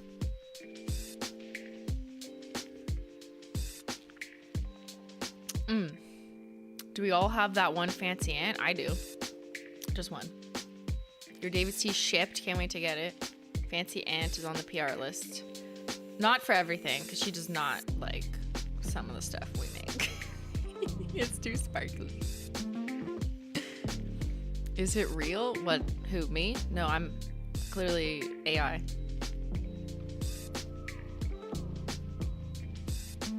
How long are they gonna make the tea?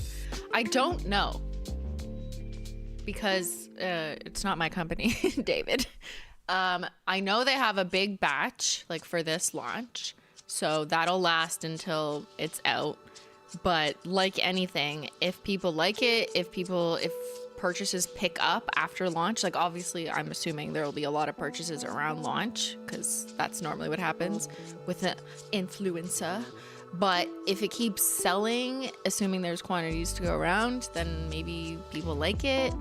I don't know. Then maybe they would restock it once more. But that's why I want your feedback. That's why you need to post on social media that you like it. I'm campaigning for my own tea. Your tea is almost here. Again, with 3 mugs because I have no self-control. Okay, but their mugs are really good. Did you get this one? I like this one. It's really cool. Even when it's not glowing in the dark, it looks cool. I don't even care. Past Halloween, I will be using this into winter.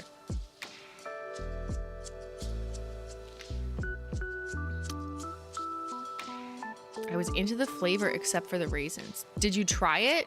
Because it does not taste like raisins. I hate raisins. I don't eat raisins. But they're in a lot of teas, especially teas that want to emulate a bit of sweetness, like whether it's a maple or like a cinnamon or an apple type tea. Raisins helps like lift that, but like it doesn't actually taste like it. So just like ignore that ingredient and then taste it again. I know that's tough, but I'm telling you.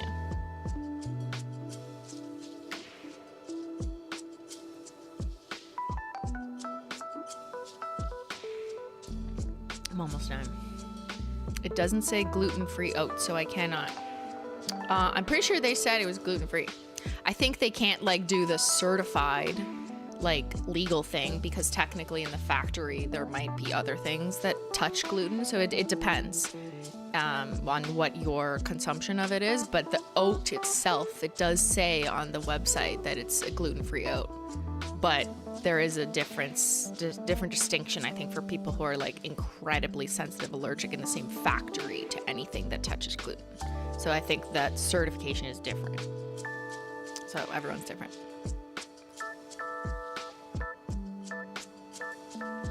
Okay, I'm done. I'm done my tea. Fill up my cup. Bottoms up. All right, we're done this ring. Let's open some mail. It's only been an hour.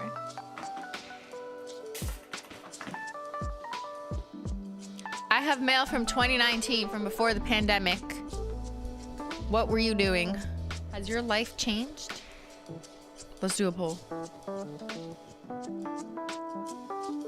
What HOLO taco polish would you recommend for a strict dress code? The HOLO Barista Collection, because it's subtle, but it's still hollow. Has your... I don't know why I'm screaming. Has your life changed since COVID pandemic? Yes or no? Interpret that how you will. Okay.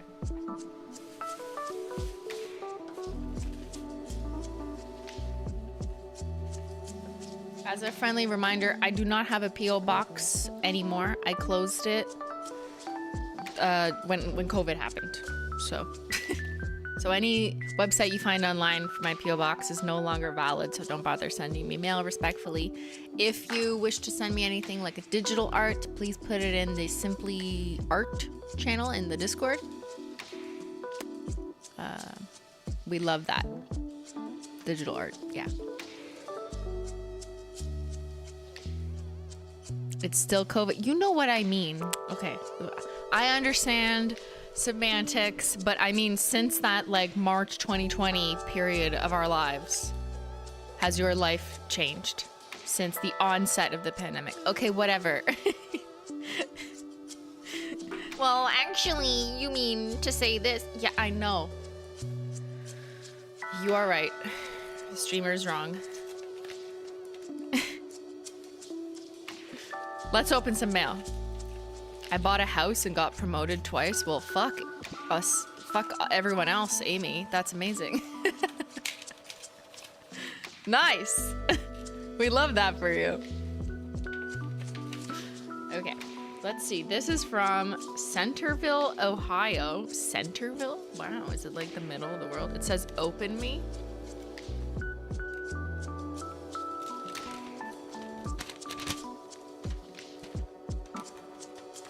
Wait, the date was April 17th, 2018. This is even older than 2019. That's 6 years ago.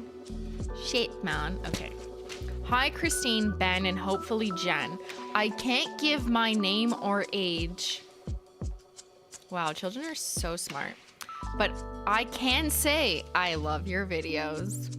I also love HOLO, and every time I tell anyone about HOLO, they don't get it. I have 2 cats named Arnold and Gus. My cat Arnold is a brown tabby, and my cat Gus is an orange Maine Coon.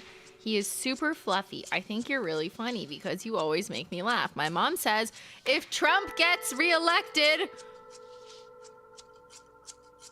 It's wild to read this letter 6 years later, and it could still apply.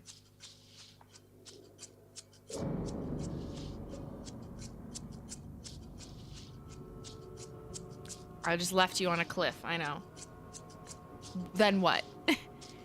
My mom says that if Trump gets reelected, we will move to Vancouver, Canada, even though I want to move to Ottawa. I am aware the American election is coming up. I also have anxiety. Canadians feel it, even though you think we're just up here ignoring anything. Like it doesn't matter. No, it matters here. Most of our news is American news. I started watching for the nail art, but now I watch for the comedy. I love Starbucks, and I always get the strawberry acai. And I drew a picture of Gus. Oh, that's not gonna show you anything. I wonder if there's no names on this, so. Gus and Arnold, sorry for any mistakes in this letter. So cute. Okay, we didn't close the poll. Has your life changed since COVID pandy? 85% said yes. 15% said no. Wow, really? How is that possible? Like your life didn't change at all? Wild. Nice, nice.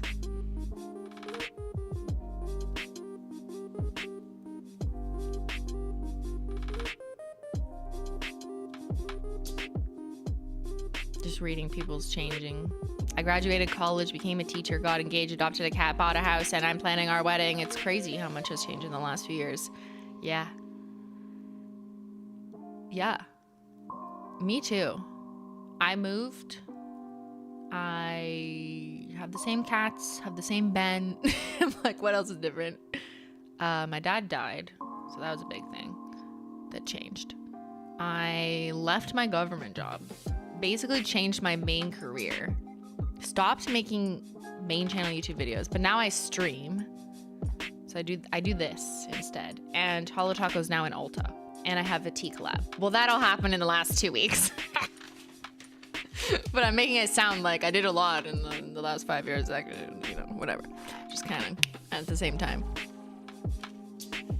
But yeah, a lot of things has changed. Do you remember how we used to call it COVID panini? Like literally anything but pandemics. Yeah, like COVID-19 or the panini. Who started that? I don't even know.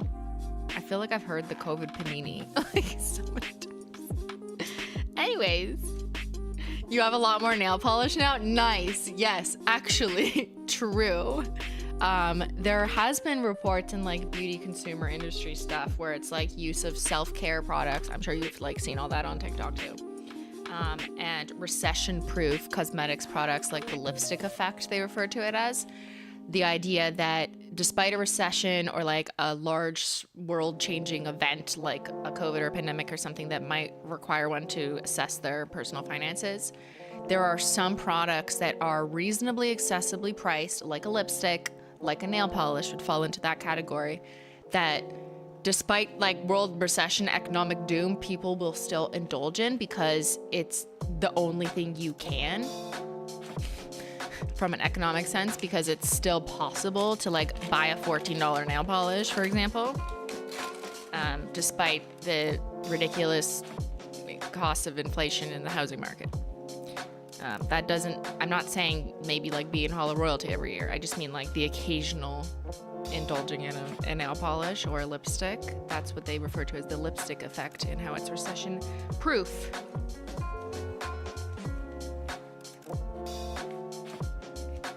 Calling it panini got started because people realized there was censoring issues if you said pandemic. Oh yeah, my title says pandemic. Is it gonna be demonetized?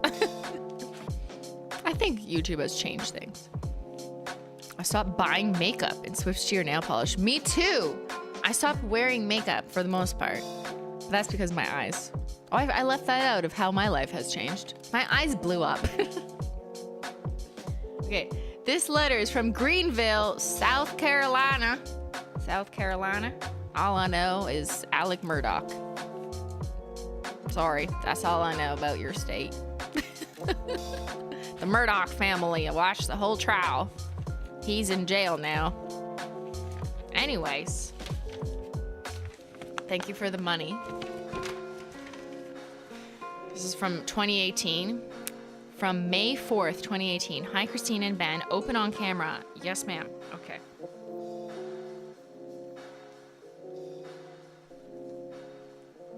Holo, you're an inspiration except when your nail almost died. I love Menchie more than Starbucks. I hate that I live in USA. Ugh, I wish I could move to Ottawa, Canada. Tell Ben to shut up. Lol. Oh, this brings me back. This was the time of letters in SimplyMailogical where everyone was saying, can I move in with you? I hate Orange Trump, and tell Ben to shut the fuck up. Like, AI could write letters from you guys from 2018, and they would all sound like this. And also tell you, like, it would say, I'm 12, or I'm not gonna tell you my age. 2 in a row wanting to move to Ottawa. Yeah, I'm such an influencer. Okay, can I just say, none of you actually want to move to Ottawa. It's boring here. It's so boring. I like boring. There's only government workers here. I mean, I'm exaggerating. But like, that's all people do for the most part.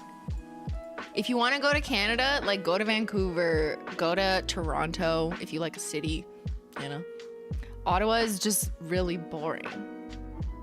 But I like it. I think it has enough of a small downtown. It's walkable. People ride bikes around here. It's like a biking city, so there's like canals you can like fucking bike around if you like scenery. But like, I don't think you would like it.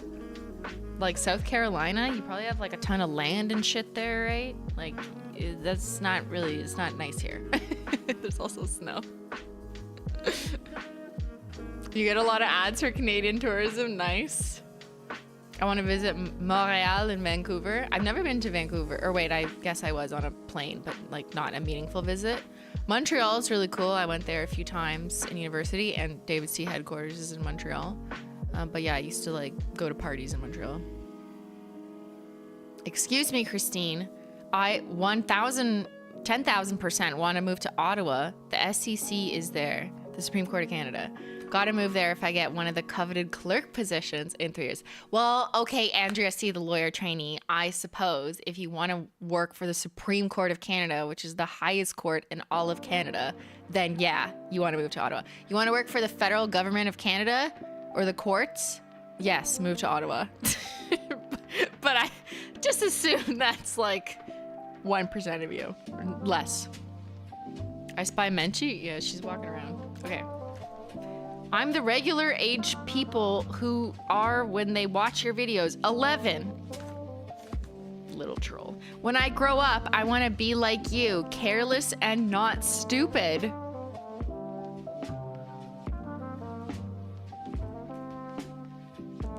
Is this a compliment? Guys, Do you want to grow up to be not stupid like me? Wow. Is she trying to say like I'm smart?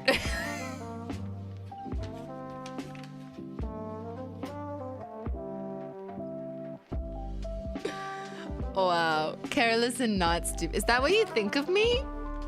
I love SimplyMailogical. She's not stupid. My name is Mare. You probably can't pronounce it. It's Mairi. Okay, Mairi. When I tell my friends about you, they say you're stupid? Wait. But then I tell them to shut the fuck up. Well, that's nice. I'm sure that's a great conversation. I can just imagine how recess goes. I told them I was a holosexual. They thought I was crazy. Also, they don't like holo. I wish I could hate them, but then I wouldn't have friends. Lol, just like you. Roasted. Oh, and here's $1. You're rich. Je t'aime. I used the translator in quarters. Y'all think I make this shit up? There you go. Don't worry. There's no personal information. I wish I could hate them, but then I wouldn't have friends. Lol, just like you. What the fuck? Got him.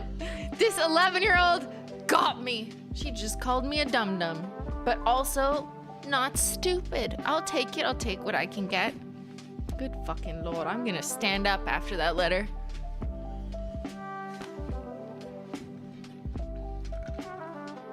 What is this? Is this what you think of me, 11-year-olds?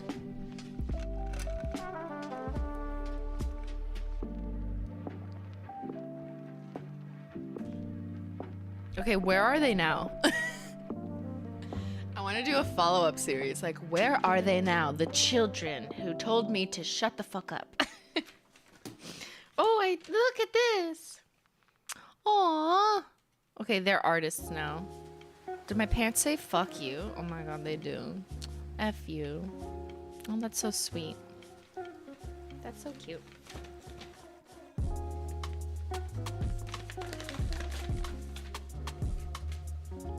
Tell Ben to get you more tea and tell Ven to shut up. Okay, I'll pass that on. I too would like to grow up careless and not stupid like Christine, but I'm in my late 20s and it's not kicked in. ELW. You know, we can only hope. That's what I hope for my subscribers. Just like, you know, don't be stupid. I hope you end up not stupid. Okay, what's next? This one is from Emily from Watseka. What? I cannot pronounce. Watseka, Illinois. Watseka, Illinois with an S. I know, I'm being annoying. March 2019.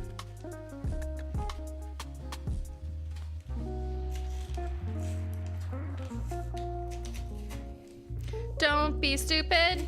You know I love ya. Don't be absurd. Don't be ridiculous. Don't be impossible. Na na na na. Isn't that a Shania Twain song? I probably got it all wrong. Something like that. But that is like a quote from Shania Twain, right? Canadian legend. Uh-oh. Uh-oh. This... It says role model letter. Oh no. Am I also a not stupid role model? Okay, I can't show it because there's like a school involved. This looks like a letter, like a teacher said, write a letter to your role model.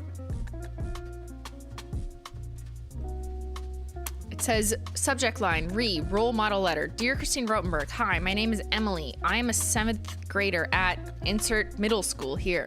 This letter is an assignment for my computer class. The assignment is to write a letter to one of my role models. Is she like under duress? Like, I wonder if people actually wanted to do this.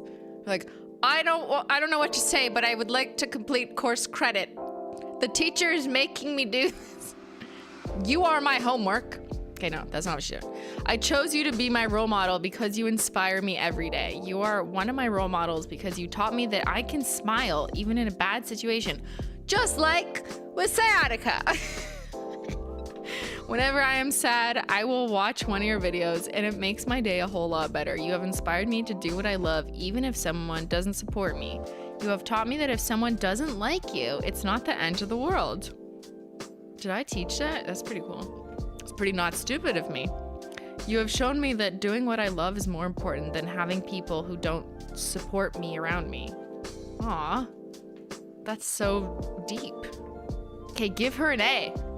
You are one of my top choices of people to watch when I'm sad. You make me feel better about myself, and I am very appreciative for that. You inspire me every day in different ways. Whenever I say hello to someone, I always say holo. Thank you so much for always teaching me something new and reminding me to be myself. Sincerely, Emily.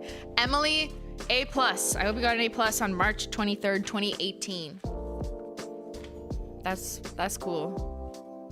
It sounds AI generated. They didn't have AI in 2018. Well, they didn't have accessible to regular people ChatGPT in 2018. So I believe she really did her homework. That's very nice, Emily. Hope you're doing well. Okay, what the fuck is this? Bruh. There's no address. What is this?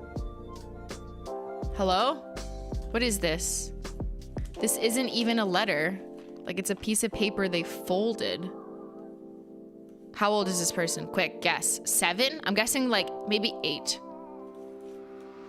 Camera, like 7. What is this? How did this get through in the mail? It's like not even like, how did they do this? I'm impressed. Okay, let me open it. It went through some shit. Oh no, look. I didn't even notice this. Look, it says short paid 65 cents. What does that mean? They still let it go through? They're trying to steal from the postal system. They short paid. How did it get to me? It's a miracle. It's from Austin, Texas.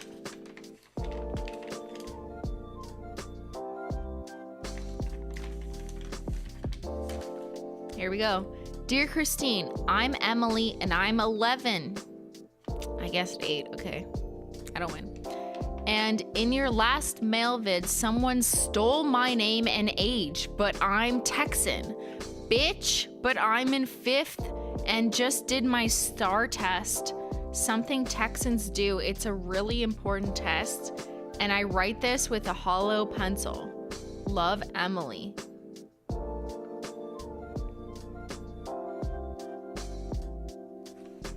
Bitch, someone stole their name? And their age? Fuck off. So like what? She saw me like read a letter from Emily. Another Emily. There was just another Emily. Other Emily's letter we just read 10 minutes ago was Much kinder than this one. What the fuck's a star test? Do I need to look this up? And then it says, by the way, I was here for Clear Polish Mountain. Okay. Great. Star test is the standardized testing they put kids through. Okay, so is it like EQAO for Ontario? I mean, I don't think anyone lives in Texas and Ontario. All right, well, they just did their star test. Hope they passed.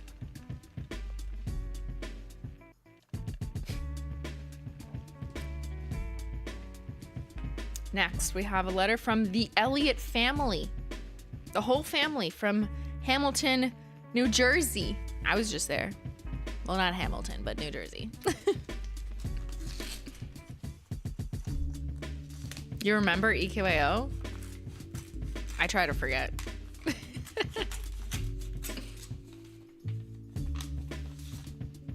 EQAO fucked me up because EQAO is our version of a star test or childhood standardized testing in like grade school or middle school. I didn't go to middle school. I went to grade 1 through 8. That's how it is in French immersion.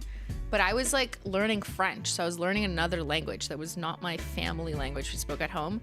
And then our version of standardized testing was in English, but my brain had been so consumed with like fucking French verb conjugaison that I like forgot, literally forgot things in English. So I swear I did worse. Like I was like, what? Because I was so used to learning stuff in French. There was no, the standardized testing was not done in French because we were all Anglophone, like English first. That's our maternal language. But it just like, I remember it fucking me up because I was so used to like now doing things in French and then all of a sudden I'm being tested in English. Anyways. But I remember like my parents and the studies that were coming out were just like, they say that if you take French immersion, you will be smarter on average than people who don't. So that was the argument. But, you know, as that letter just said, thank you for teaching them how to be not stupid. So I guess it worked. Simply better in French than English. There's some words that I like literally don't remember in English. I don't know why. English is my first language and my parents do not speak French.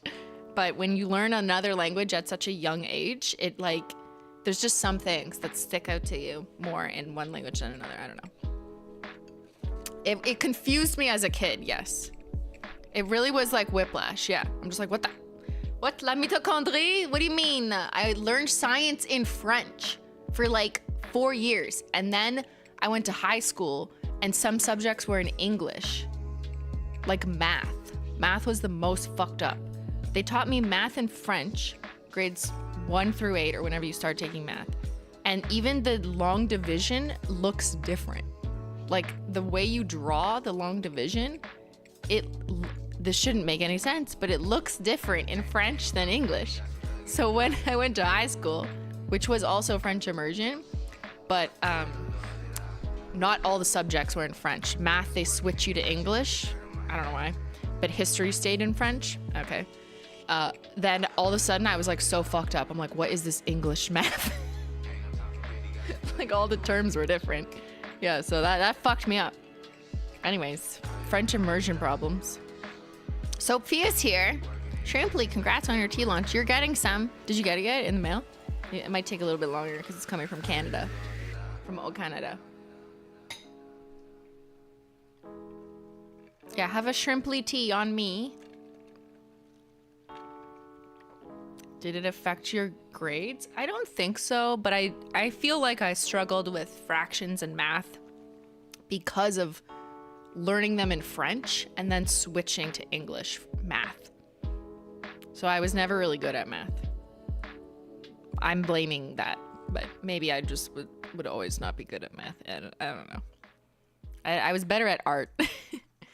And chemistry and like biology, which I also learned in French until grade 8. Like it was all French. La mitochondrie. The mitochondria. Teach us the French long division? I don't fucking remember. I just remember it, like the line you drew was literally different. Are you going to the Eras Tour when it's in Toronto? No, because they wanted to charge, okay, I'm telling Ben's story. He already told the chickpeas. I've already seen Taylor Swift because we took a couple Holo Taco team members like a year and a half ago when she was in New Jersey, like a long time ago. But we wanted to see if we could do it again and get a box in Toronto because Taylor Swift was coming to Toronto soon. So Ben had tried to get a box, but get this, okay? You can't just like buy a box on the internet from Ticketmaster. That's not how it works. You have to call someone, they have to check your identity, you have to like prove things, and then maybe they'll tell you if there's one available. Okay? So he did all that, and he's like, can I get a box? And they're like, no, wait list. Okay, so wait list for a Taylor Swift box in Toronto. And then they tell him, hey, we got a great deal for you, sir, okay? You're gonna get that box for a Taylor Swift concert in Toronto, but it's gonna cost you $65,000, but you're also gonna get a bunch of Blue Jays tickets for the rest of the year. And he's like, I don't want the Blue Jays tickets. How much is just the Taylor Swift box? And then they're like, it's a package, actually. So you get to go to Taylor Swift and you get all these Blue Jay tickets. It's only $65,000. Excuse me, sir. Is this extortion? Because we do not want the fucking Blue Jays tickets. Yeah. I think they're just... I see what they're doing. I'm speculating that they're just trying to get rid of Blue Jays tickets that nobody fucking wants, but maybe really rich daddies in downtown Toronto will do that for their 12-year-old screaming daughter. Yeah. Are they out of their fucking mind? Yes. But you know what? I guess it's working. Cause like, why would they do that? Like, we're like, no. Just what is just the Taylor Swift box? Just that one day. They're like, yeah, sorry, we can't give that to you. What? So you're telling me there is a box, but only if we also buy all these other fucking Blue Jays tickets I don't want? Yeah, Blue Jays are a sports baseball team, which I don't care about. Like, it's crazy. I don't want a box for the Blue Jays tickets. And it was like multiple of them. I don't remember how many days of the year, but it was like a lot of them. Like, isn't that crazy? Yeah, so we're not going to Taylor Swift. All right, let's read the next letter. That was some true tea. Generally, boxes aren't that expensive. Not like $65,000. You know, they can be in the like tens of thousands, but that's fucking crazy. Like, I would rather get a sports car that I can keep. Sir. What the fuck? Yeah, it's actually insane that there's gotta be other people just spending that. Because, like, there's multiple boxes, they're not just one. I forget how many. Surely it has worked on some people. Insane. Anyways, this letter was written April 21st, 2018. Hi, Christine. My name is Kira, and I'm from New Jersey. I've been to Canada once when I went to Niagara Falls. It's my favorite memory. By the way, I'm 11, but I'm probably going to be 12 by the time you read this. 12, 13, 14, 15, 16, 17. I think they're 18. No. Are they 17 or 18 now? Wow. They are like maybe voting this year. Wild. A full-ass adult. I'm obsessed with HOLO and finally got Menchie's HOLO. I went to Menchie's frozen yogurt and got the most comfortable sweater. Are those things related?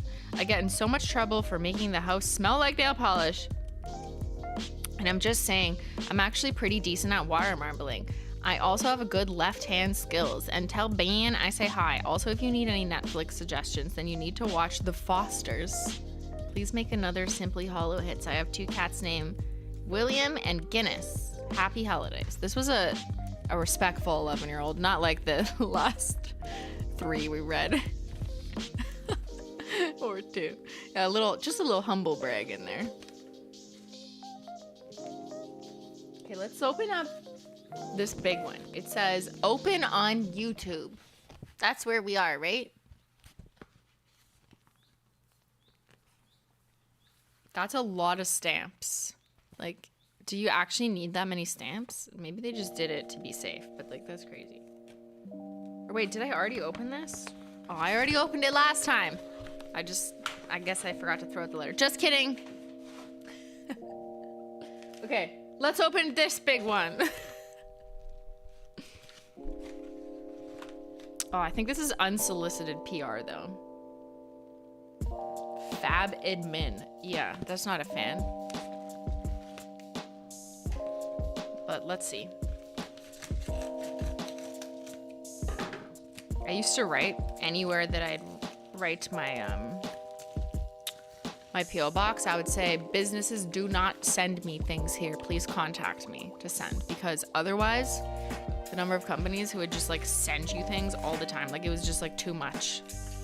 Like, I'd rather you contact me and I let you know if you should send. What is this?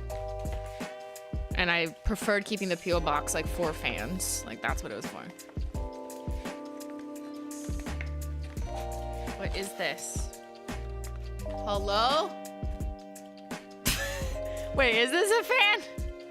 Okay, the letter says, "Hello, Christine. It is I, Dana, from New York City." That's what it says. "A thank you for the laughs. Here's a present to ward off or convert the haters. I made the art for this phone case in collaboration with fab.com. It says fuck off. Oh my god.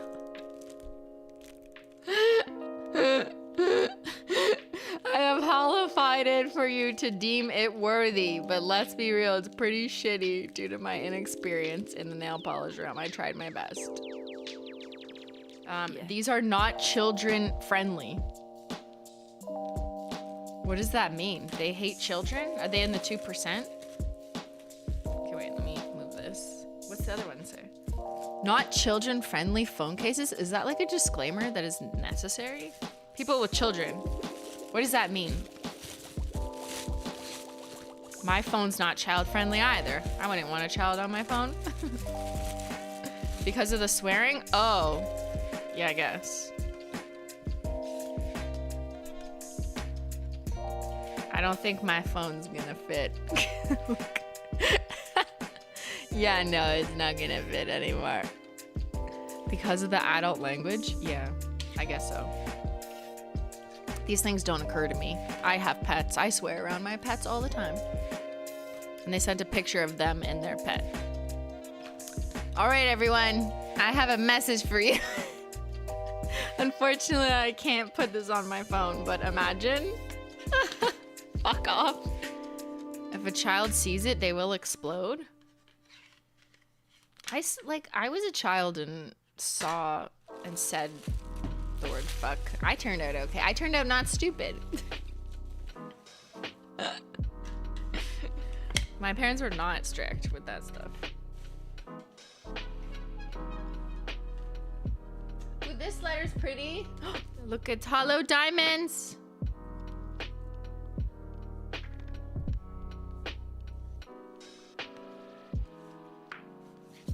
This is from Georgetown, Texas.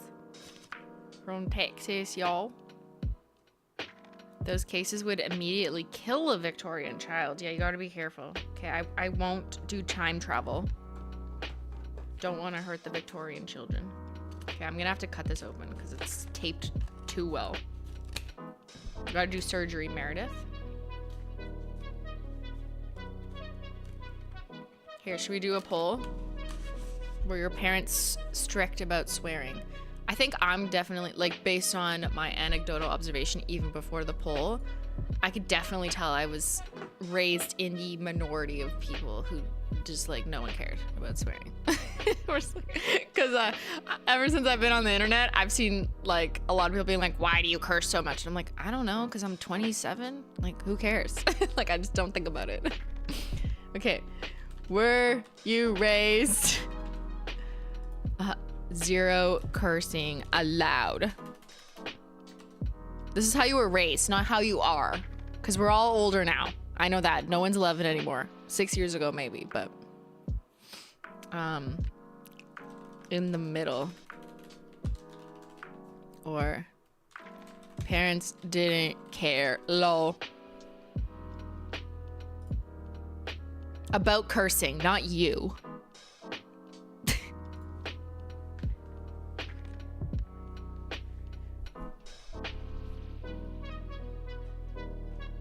Me and my sister used to swear in French all the time. It was so satisfying.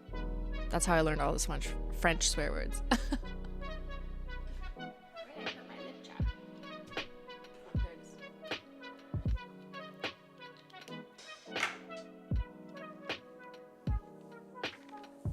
There's probably also a bit of a correlation with religion, which obviously I was not raised at all with any. I'm going straight to hell, you know. So it's the swearing, actually. Taking my trip, booking my train to hell early. It's the sciatica. Yeah, why are people saying French swear words? Okay, this is the only time it's allowed, even though the only mod who could moderate it hypothetically is Melon. Who's French. I see your French swear words. I will moderate them and allow them temporarily. Meld. That one's easy. Meld is shit. Sacré bleu. I don't even know what that translates to, but people just say it. Oui. My whole French, yeah. Why was that so satisfying when we were kids? If you learn swear words in another language, it was like a fun little secret to just like say it. I'm sure like maybe some of you know Spanish and you did the same thing. Yeah, tabarnak esti, crisse-moi la paix. I like that one, crisse-moi la paix, because it sounds like Chris. Qu'est-ce que fuck? Well, that's a seal, so that's different.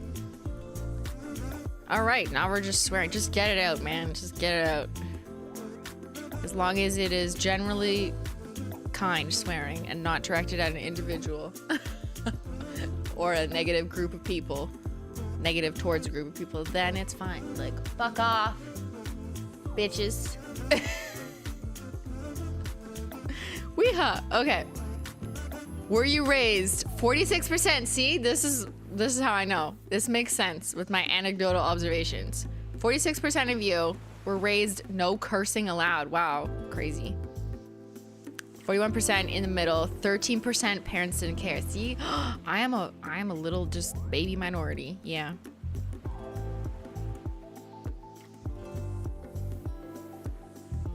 So many strict parents. Are you guys okay?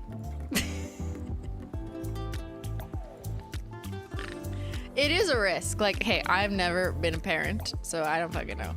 But like, I get it. I kind of understand that you might think it's a risk to like not police your child's language, because if you don't do it at all and like instill these specific values in them, then they might turn out to be like a terrible monster child who just swears randomly at strangers, and then they grow up to be like some loser lowlife who has no drive to do anything, right? Like that's your maybe irrational fear. So you're like, I can't let my child swear or else they might end up like the worst possible human on the planet. Maybe, you know, maybe they might end up like that. I don't know. I didn't, I guess. So it really depends on the person and everything else rather than just the swearing. That's my hypothesis, that it's not just the swearing. But I also get it. It's like I get why you wouldn't want to encourage it at all, because like what good would come of it? I guess I'm more of a like harm reduction style. If I ever was a parent, that's what I would do. I would like teach them when it's appropriate to use that and why it's rude, in which cases it's bad, but not like outlaw it in a way. Like I'd want to have a conversation about it, and if it's used in a playful way amongst your friends, like I don't care. I'm not gonna come downstairs and yell at you and ground you for saying poop or shit.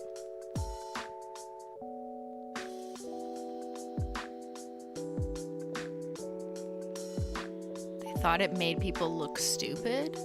Yeah, I got that feedback too. I remember people like when I'm like 27 making videos in my basement and being like, what the fuck is this weird spray glitter? And there would be people commenting like, It's really unbecoming of you as a woman to have these curse words come out of your mouth. It makes you look like trash. You are better than this. And I'm like, better than what? What? Like, what are you saying? What? I don't feel stupid. Who are you calling looking like trash? What? Like, I don't... aren't I evidence then? I've been called not stupid of someone who's highly not stupid. Also a woman, apparently. Women can't swear. But yet I can swear and still be an intelligent 36-year-old lady. So there you go. It is possible. Anyways. This says, I eat glitter for breakfast. Same. I am aligned with this. Absolutely aligned. This is amazing. Look at how hollow this is. Yeah. You would get that from men a lot, that I am trashy. But I got it from women, and that's just misogyny. Like, women just inheriting that through social media and socialization and their family historically telling them, women can't have a bad mouth. And I'm just like, watch me, bitch.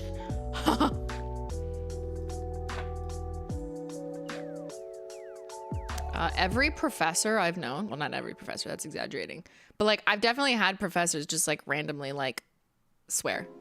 Like, I don't know if it made sense in context, and like, yeah, okay, just like, who cares? Who cares? What are you, 7? Like, I don't care.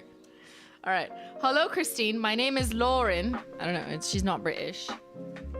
And I live in Texas. I've been a fan since Polish Mountain, even though I don't do nail art, paint my nails. I made the envelope and card myself. Fuck off. How? How the fuck do you make this? It's like from a store. It's like textured. I hope you like it. What do you think? I love. What do you think? What do you think?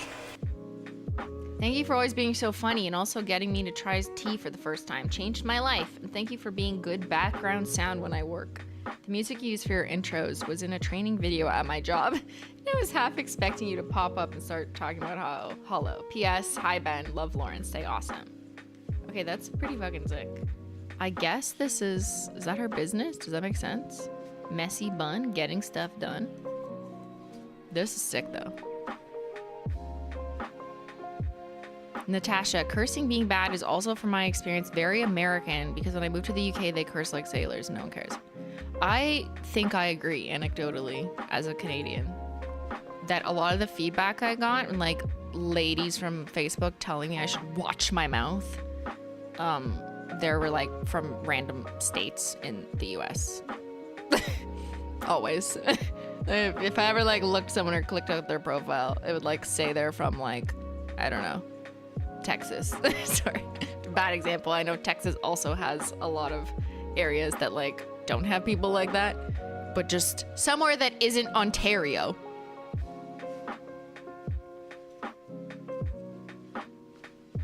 Totally random, but can you share a short video on the best way to make your tea? Oh, so in stream yesterday I made tea. It's not short, it's an hour and a half. But I did make it on stream, and I do have another video about how I make my tea that I don't think has been posted yet, but I will be posting it, or David's Tea will be posting it, one or the other. Brits cursing is in the genetics. I think I'm British then. Is that why I always talk with an accent? Fuck off. All right. This is from Mount Pleasant, South Carolina. Are they pleasant people?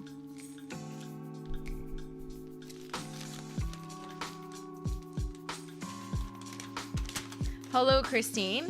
My name is Evie. Rhymes with heavy. Evie. Okay, Evie. I am 13. You are my favorite YouTuber because I saw your videos and I had no knowledge of hollow tacos, or peel off base coats, or how to properly apply nail polish. I have a dog named Ginny and I love sloths. That's interesting. Your videos are amazing and I think you are very funny. Tell Ben to do the taxes and make sure Menchie and Zyler know they are amazing, adorable cats. I tell them every day. P.S. I want to move to Canada because of the toddler and Chelly and his Twitter tantrums. think I know what they mean, but there's a Chelly. I don't think I'm reading that correctly. I think they mean the toddler who was in charge of the country in the toddler in chief. That's what they mean. Yes. And his Twitter tantrums. Yeah. Do you think anyone actually moved to Canada? That's what I want to know. I have like hundreds of letters, unopened and some opened, of people telling me they're going to move to Canada if Trump was elected. Do you think they actually moved, though, when that happened? Are they still in Canada? What if they moved back and now they have to move?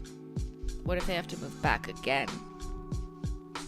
No, let's not manifest. Idea for the new flag under the Menchie administration. Okay, this is funny. What do you think? Guys, this is the new flag. Guys, Menchie will be your new president. What do you think? It looks like a hollow American flag. We could do it. Don't tell them that Menchie is Canadian.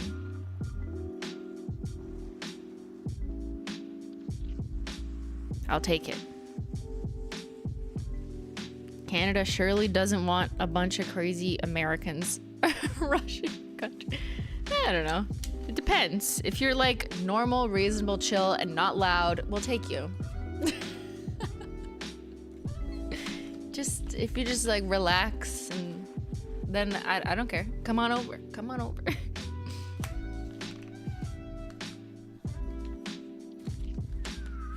This is from Nora Springs, IA. Is that Iowa? Ayahuasca. No, that's a drug. It is Iowa. That's the land of corn, right? Corn.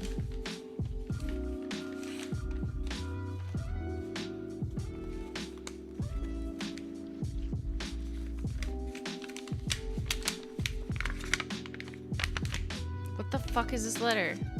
How am I supposed to open this? I gotta cut it open. Okay, I'm gonna stand up. Sciatica. Okay, we're standing.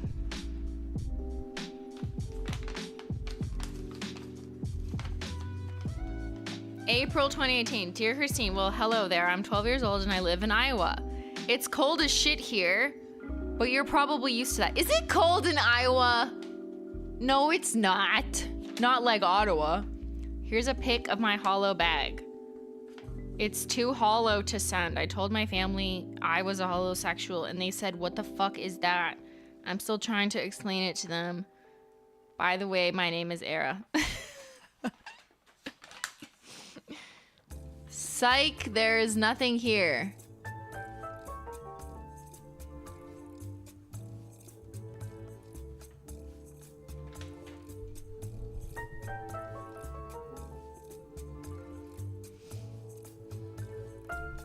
Do the stanky leg.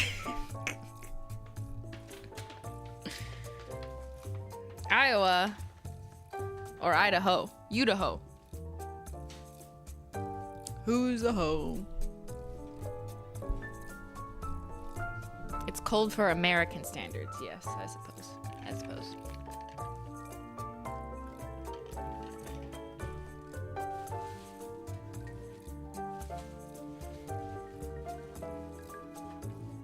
Oh, this one looks good. I'm judging by the handwriting.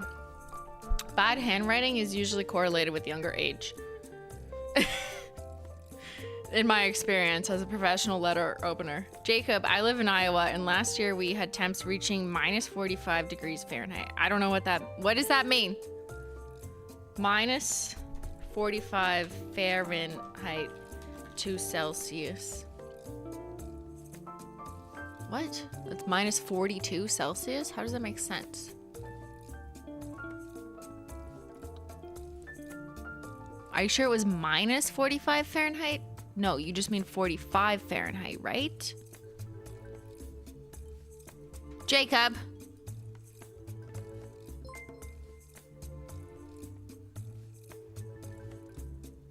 You minus 40? I thought that's like impossible.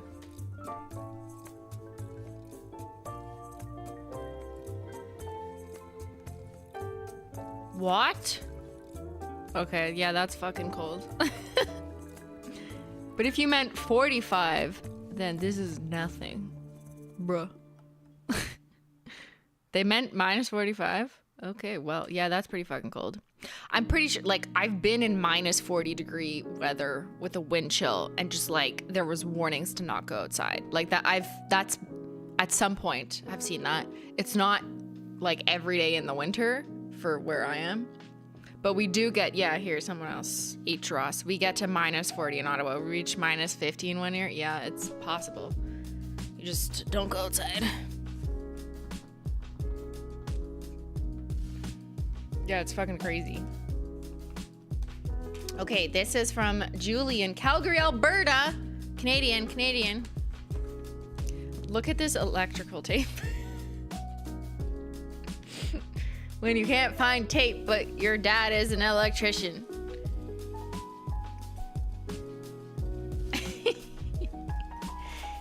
Very resourceful.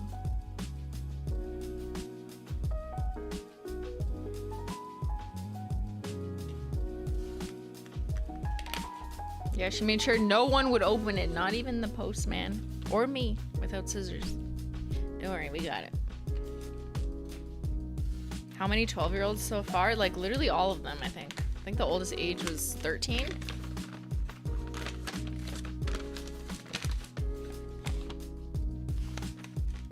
I think that's me skiing. I don't think I've ever shown me skiing, though. Or maybe it's them, I don't know. Unicorn skin! Guys, this skin has been in the mail for like 6 years.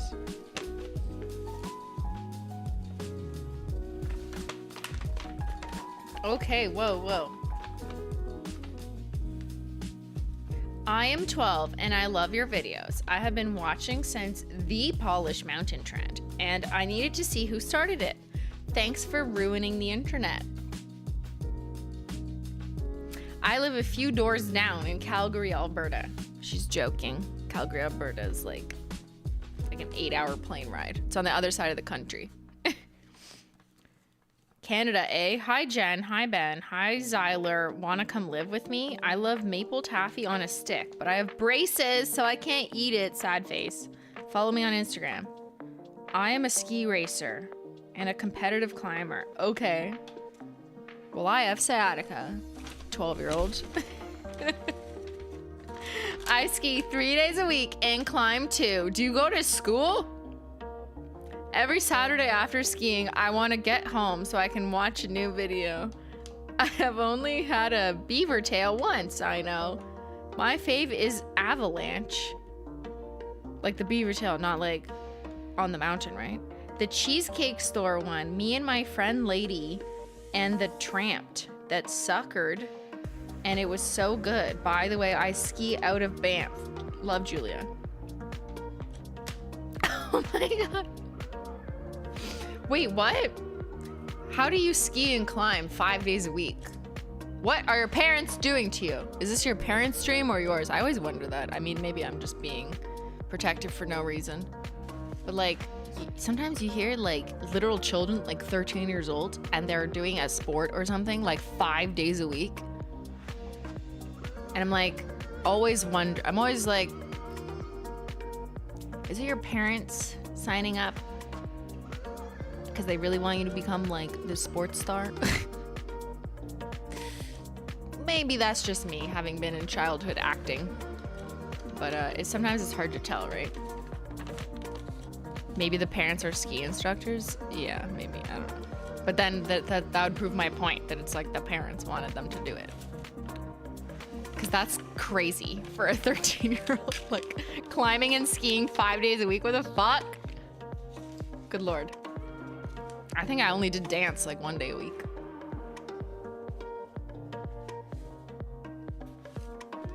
It's training for the fucking Olympics.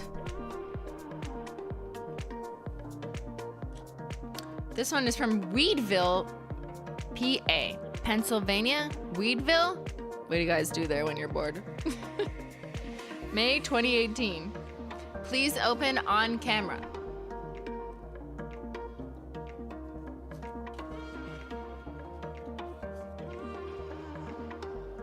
parents said I had to choose a sport as a kid. Yeah, I think a lot of, like, I'm assuming maybe you're like around a millennial. I feel like a lot of the millennial experience is parents saying like, you gotta go outside. You gotta stop annoying me after school because I need to relax after work, or I can't pick you up yet until 7, so you gotta do a sport. And nobody had phones, so we didn't know what else to do. So my sport of choice or imposition was dance class. I also did gymnastics. I did gymnastics first when I was younger, like every girl I knew at the time. And then dance. I was never into soccer. That was an option, but I could not do team sports. Dance was better. But yeah, swimming. I did swimming. I did the like fucking AquaQuest classes or whatever. Forgot about swimming. Yeah, the kids always had something to do, so they stay out of trouble, or just like so because their parents didn't want to deal with them yet. That's how I also perceived it. But is that happening anymore? I mean, that's stupid. I know their dance class and whatever sports is still a thing, but I wonder if someone has done like a survey on average, like family households that have at least one kid between the ages of, I don't know, 6 and 16. What proportion of those households have their kid taking extracurricular sport or otherwise movement related activities at least one day a week? I wonder if it has decreased. Anecdotally, I would not be surprised, not like in large part because of COVID maybe and just changing habits, and now more parents work from home, so like maybe they don't need to like send their kids somewhere after school. But yeah, I think it's probably lower if I'm just gonna guess, but I don't have any data in front of me. There was also art class, yeah, music class. People are saying they did music. I know Ben did music stuff, extracurricular.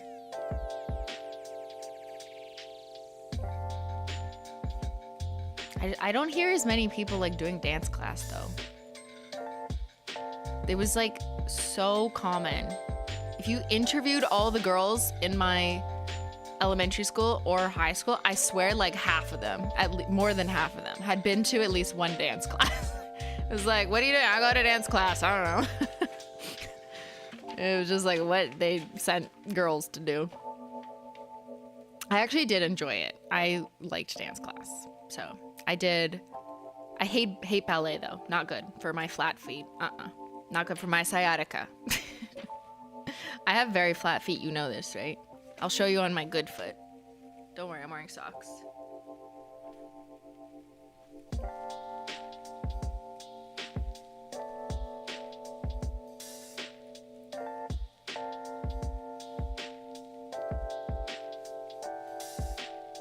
She's very flat.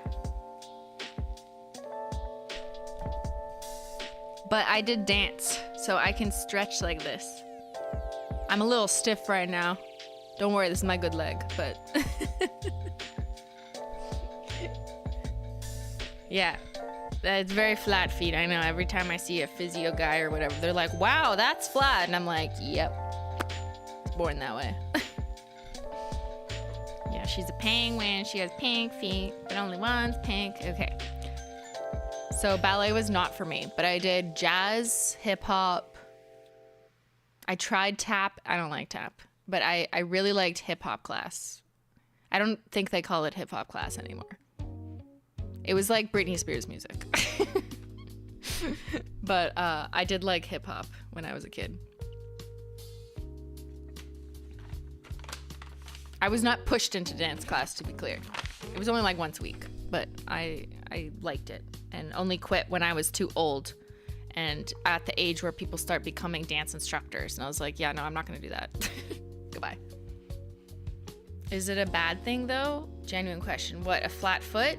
No, I don't think so. It just means you might need orthotics. You probably have shitty knees. Your knees probably go in more. So you have to do certain exercises on your glutes and legs to like help keep your knees out. And then you might need insoles. That's it. Whatever. It looks slightly weird, but not really. I don't really care. Can never do ballet. I didn't know many girls in dance, but a ton were in cheer. Yes, that is something that did not exist where I grew up. Cheerleading didn't exist in my high school. I don't think there was a cheerleading team. I don't even think there might have been a sports team, but there was no cheerleaders. And at my university, I was way too old for participating in extracurricular activities. That's when I entered my independent, I just study or go out and party mode. So I was definitely not gonna do anything like that. When it was my choice and I was like 18 years older or older. But cheering is not like that big of a deal in Canada. Maybe there's like one cheerleader in the chat who's like, you're so wrong. But if I compare it to the American culture, like look at those documentaries like on Netflix about like cheering in America. Like that's wild. I have never met or seen that type of culture at Canadian universities. Like, yeah, maybe there is some cheerleading, but it's not like that. It's wild. Just like sororities. They exist here. You know, maybe people join them. There's some frat houses, whatever, but it's like not that big. Like I was never part of a frat house. I didn't know many people who were. There was one or two. I went to a frat house party once, but like, I don't know, no one really cares. The same way that America does. It's such a big cultural, like, huge difference. No one here invests as much time, and it's like not on your like tier list or bucket list of things you have to do because your mom was in the sorority, so you have to be in the sorority, and it becomes your whole identity. Like no one cares. It's like, are you going to school? Cool. What are you studying? That's it. I know I'm oversimplifying, that's not everyone's experience, but on average compared to the American, that's how I read it here. Okay, hi, my name is Maggie. I love your YouTube videos. I found an article in a Time for Kids magazine that said goodbye to glitter, and I said save the holo. You are awesome at nail art. I love your cats. I have a cat that looks like Menchie. My cat's name is Mo, and he is very fat. I also have a friend named Jaden and another friend named Paige. They also watch you, and they are holosexuals. Here is some tea for you and a banana for Ben. She printed a picture of tea with cinnamon sticks and a picture of a banana. Ben is sick upstairs. I'm gonna make he'll feel better after this random picture of a printed banana.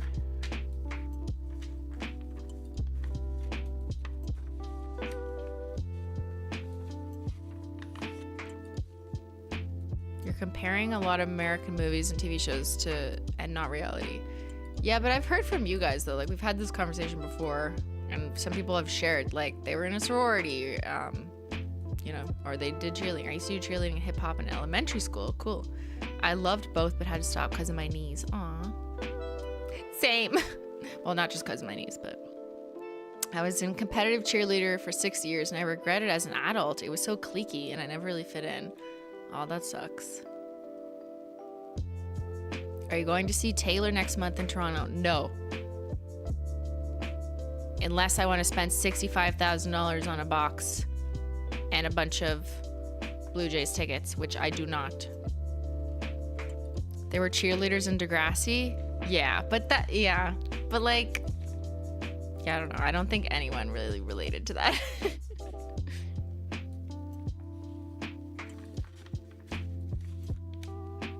Yeah, this was like 2018, and she has a printer for the first time, banana.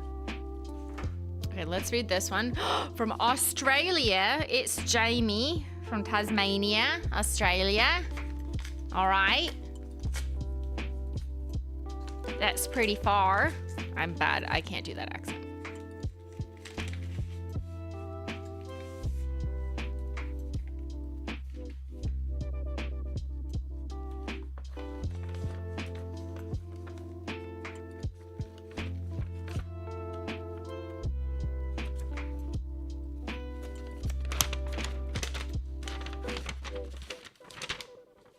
To SimplyMailogical/SimplyNotLogical. That's where we are. Question 1 for Ben. How many fingers does Christine have? on the banner for Simply Not Logical. What? I think I changed my banner. What? Answer was 3 fingers. I literally don't remember this. Like, what is she referring to? For Jen, where does Christine get her tea from? Answer, Starbucks. Not anymore, because I get my own tea from David's Tea. I've changed. Simply, you've changed. 3, for Christine, what is your catchphrase?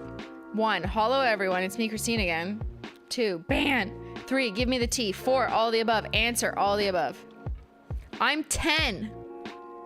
From Tasmania, I love your vids and I wish we had Starbucks here. You don't have Starbucks in Australia? No, actually, I don't even know the answer. Is that true? I thought Starbucks was literally, like, actually everywhere. Maybe with some exceptions. The back is a picture of Menchie and Zyler in purple. Yes, they are 10.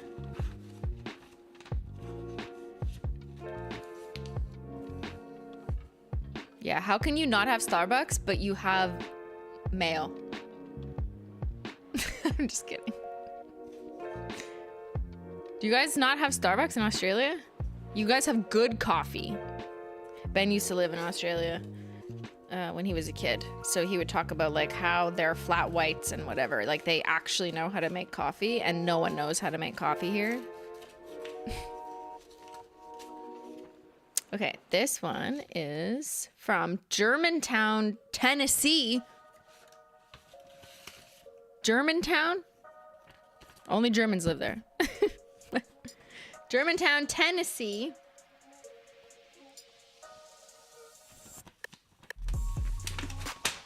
You know, my last name is German for Red Hill. Yeah, Rotenberg translates to like red mountain or red hill. Polish mountain. Coincidence? I think not. Yeah, I think I'm like 1/18th German, but I'm also 1/18th of everything. I'm Canadian. When someone asks me, "What are you?" I go Canadian. I don't know. Are you German? I don't know. Maybe, partially. Like, I'm from well, it's not even my generation. Although it's increasingly a generation thing where, like, as we get into Gen Alpha, more and more people are gonna be like, "I have no fucking clue." Because, you know, our great grandparents who maybe came from somewhere other than Canada or the States, if that's what we're referring to, they're all dead, so you didn't hear their stories.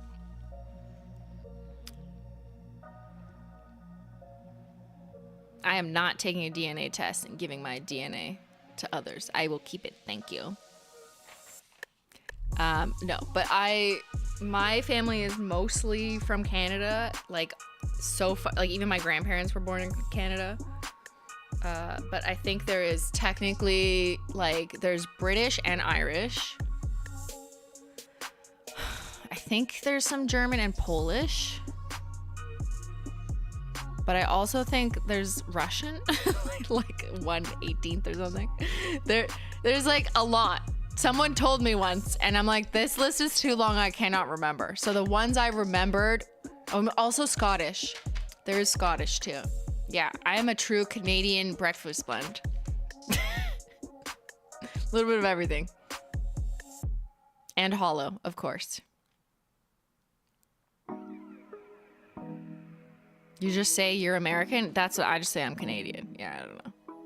I don't identify. Yes, you could call that sad and have no culture. I don't know. People used to make fun of me for that. I remember I worked with some Italians and they used to call me a mangia cake. Like about me, which means you are so white you only eat cake. It's used as an insult. I didn't take it that way. I just took it as like kind of being funny. Maybe don't say that out of rudeness to people today. This was a long time ago, but it was like a way of saying that you're so white you have no culture. Which is like very true. Like, I don't know what to tell you. Okay, all I eat is cake. Yep. Anyways, On behalf of Italians, I apologize. I'm fine. It's fine. We used to laugh because I worked in an Italian neighborhood. Like Toronto and the GTA is very multicultural compared to some place in the States. Like Toronto is super, super multicultural. And I worked like, there's some subdivisions that are like over like predominantly certain cultures, some others. But where I worked in cars, there was a lot of Italians. So I was like the whitest non-Italian. You know what I mean? Like the not Italian white lady. You're Scottish, Italian, English, Irish, French, and German. That sounds like me. When I was told a list, I was told like all those things. I'm like, okay. But it's so far removed that it doesn't really do anything to me now. You know what I mean? Because it's just been so long that it's just been Canadian and everyone has forgotten. I'm the whitest non-Italian. Yes, I know Italians are white. That's not what I meant. I just meant like from identifying with a culture that has like customs and traditions and whatever. The idea was Italians made fun of me for being the whitest person who only eats cake because they have no culture. It didn't help that I'm very pale, yes. In Markham, it was a lot of Asian descent. Someone said yes. There's so many different. That's what like makes Toronto very diverse, multicultural, and why a lot of people like it. Not just Toronto, but the general GTA. Like someone was just listing Markham. There's so many communities around that there's still lots of culture. So I grew up with a lot of different cultures. People, you know, having different customs and stuff, and I had none. I don't even like bread, so joke's on them. Hi, my name is Lauren and I will soon be 11 and I would send you something hollow, but I don't have hollow. Oh well, I absolutely love your videos because they are very creative. Message for Ben. Make sure you get Christine her tea. Oh, and don't worry, Christine, I can't water marble either. Oh, that's cute. And a picture of a Starbucks tea.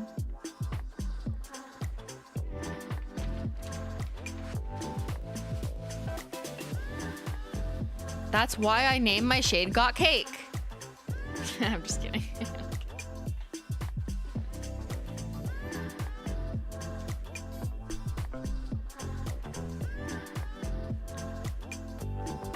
I feel like you are well versed in traditional Canadian culture. Well, what is that? I don't know. I mean, it should be Indigenous culture, which I am not Indigenous, but that is the original Canadian culture, if you want to get technically. But if we're just talking about the more like modern understanding of like, what do Canadians do? They go outside in the snow and eat maple taffy. Like, it's not really, whatever. They say A. I meant the traditions. What are the traditions of the modern day Canadian? I don't know. They say sorry. Is that our tradition? They're easygoing. They like poutine. They want real maple syrup. It's a tradition, yes. We do shots of maple syrup. They are nice. French immersion. French immersion is a very Canadian experience. If you live in like the larger central metropolitan areas, it's pretty common to hear about kids going to French immersion. But see, none of these are like real cultural traditions. It's just like, you say sorry and you like maple syrup. Like, and you go to French school or whatever.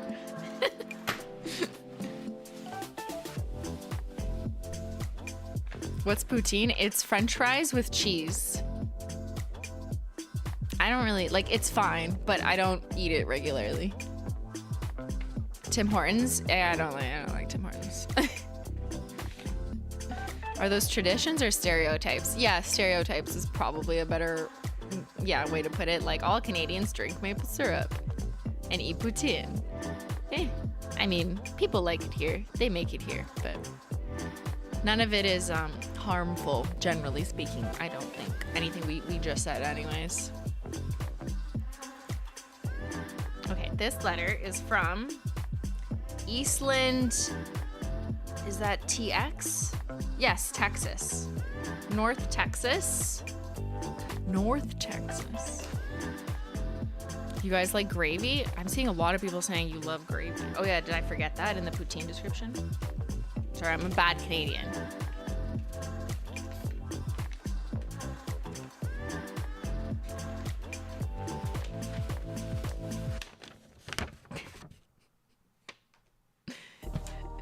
Bruh. Ben's new profile pic just dropped. Just pretty good. That's pretty accurate. Looks exactly like him. This is a 6-year-old banana and it's still fresh. Okay. The letter says, for Christian. For Christian. For Christian. Dear Christian, sorry if I spelled your name wrong. I really like your channel and please show my letter and drawing in a video. I'm listening. I'm listening. It would be my dream to see something I did on YouTube, especially if it's one of my favorite YouTubers that showed it. I have always wanted to move to Canada. P.S.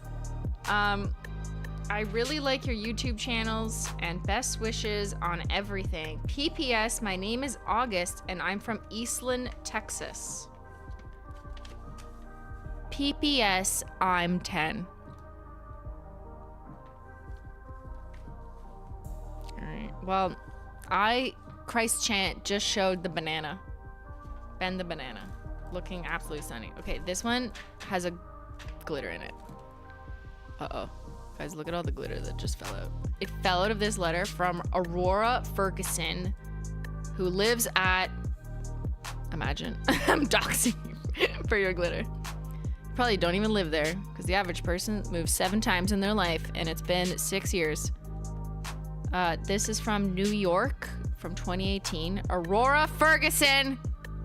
Why are you glitter bombing me?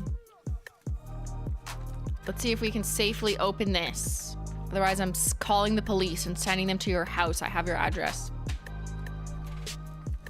But now Ben is glittery. So he looks even better.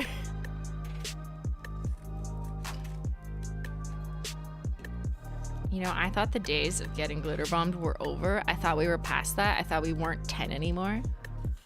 I was wrong. Okay. I've extracted the letter. We're going to try and open it. Guys, this is no easy task. I'm going to open it on top of Ben. Hope it doesn't have a bunch of swear words because 40% of you, your parents, will tell you this is inappropriate content.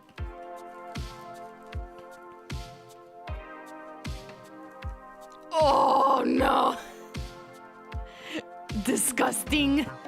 How could you do this to me? No. It's still spilling. Okay, Ben's gonna catch it all. What the fuck? Come on, man. Okay, I have to read it carefully. Dear SimplyMailogical, hello, I'm Aurora and I'm 11. The first video I ever watched on your main channel was mixing 500 HOLO nail polishes. And to this day, it's my favorite video of yours. I'm sorry if my handwriting is bad. I don't really have any nail polish and I had to cut my nails. These are the only nail polishes I have right now, and she painted some on. Thank you for being the best YouTuber ever. Christine, sorry for the bad hands. Ben, Drink Slave, Zyler, Menchie, sincerely Aurora. P.S. Follow me on Instagram. I have your Instagram. I'm gonna come hate on you. I'm gonna hate post. And it says, sorry the glitter isn't hollow. That's all you have to apologize for, Aurora? You sent me a glitter bomb and it's not even hollow? That's it? Girl.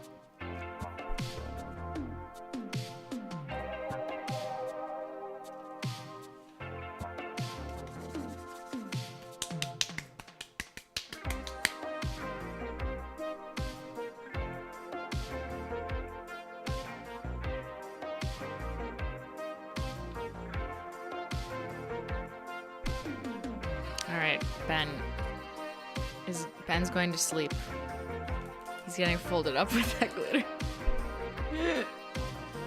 No! No, how could you do this to me? Ready? Lint roller.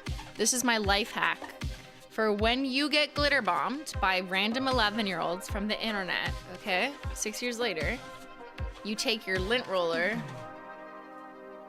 and that's the best way to get glitter or cat hair, which is what it's designed for, off. I gotta do my legs too. Oh no. And it's all over the floor.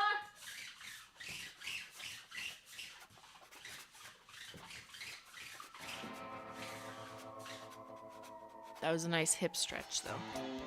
You gotta save the banana? No, it's getting trashed. You know what? Well, save a screenshot and send it to Ben.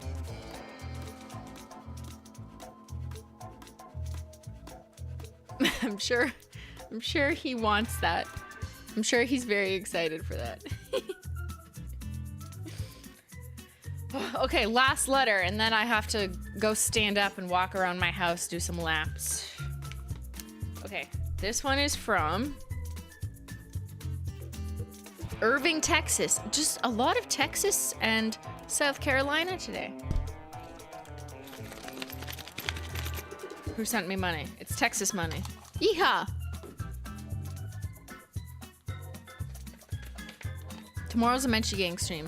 Don't forget, 2 p.m. Do your homework. I didn't assign any. So you can do whatever you want. Ah! Uh-oh. Hold on. Oh no! It's an American penny. It's worth like $18 here. More pennies. What is this? Guys, is it Halloween? It's Twizzlers from 6 years ago. Should I eat them? Oh my god, they're rock hard.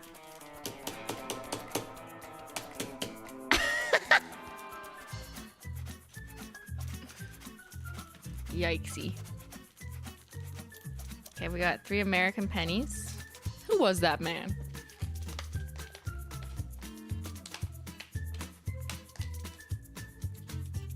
Is anyone going trick-or-treating this year? Maybe just with your children? I'm turning off all my lights so no kids come over. I do that every year.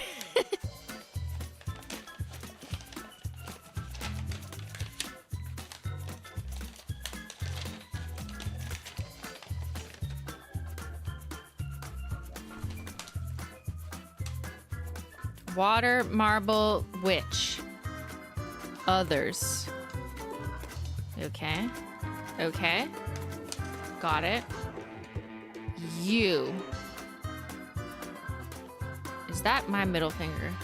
Good golly gee. Good golly gee. In Texas, y'all? Are we giving people the middle finger? Good lord.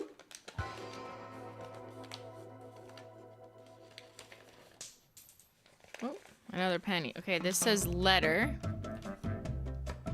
which I will read.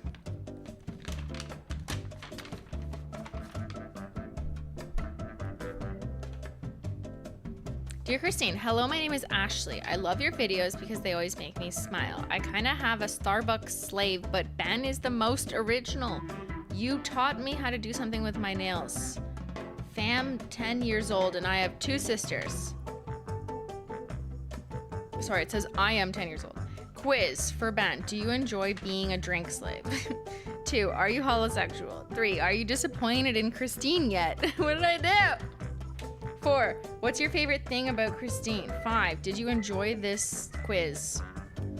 Will be a secret out in Christine's hollow heaven of merch soon. By the way, please do more with Sophia. I know you live in different countries. Is it bad that I don't watch your nail art videos? Yes, it's very bad. You're grounded. Yeah, was that a quiz or like an interrogation? Are you writing a book or are you a cop? Like, what's going on? That was a lot of questions there. Yeah, she would love the Sophia collab. Where did I get these pair of scissors from? Okay, who wants some Twizzlers, chat? Here you go. Happy Halloween. I missed member chats. Didn't I go over them? I thought I went over them. See, I liked these ones.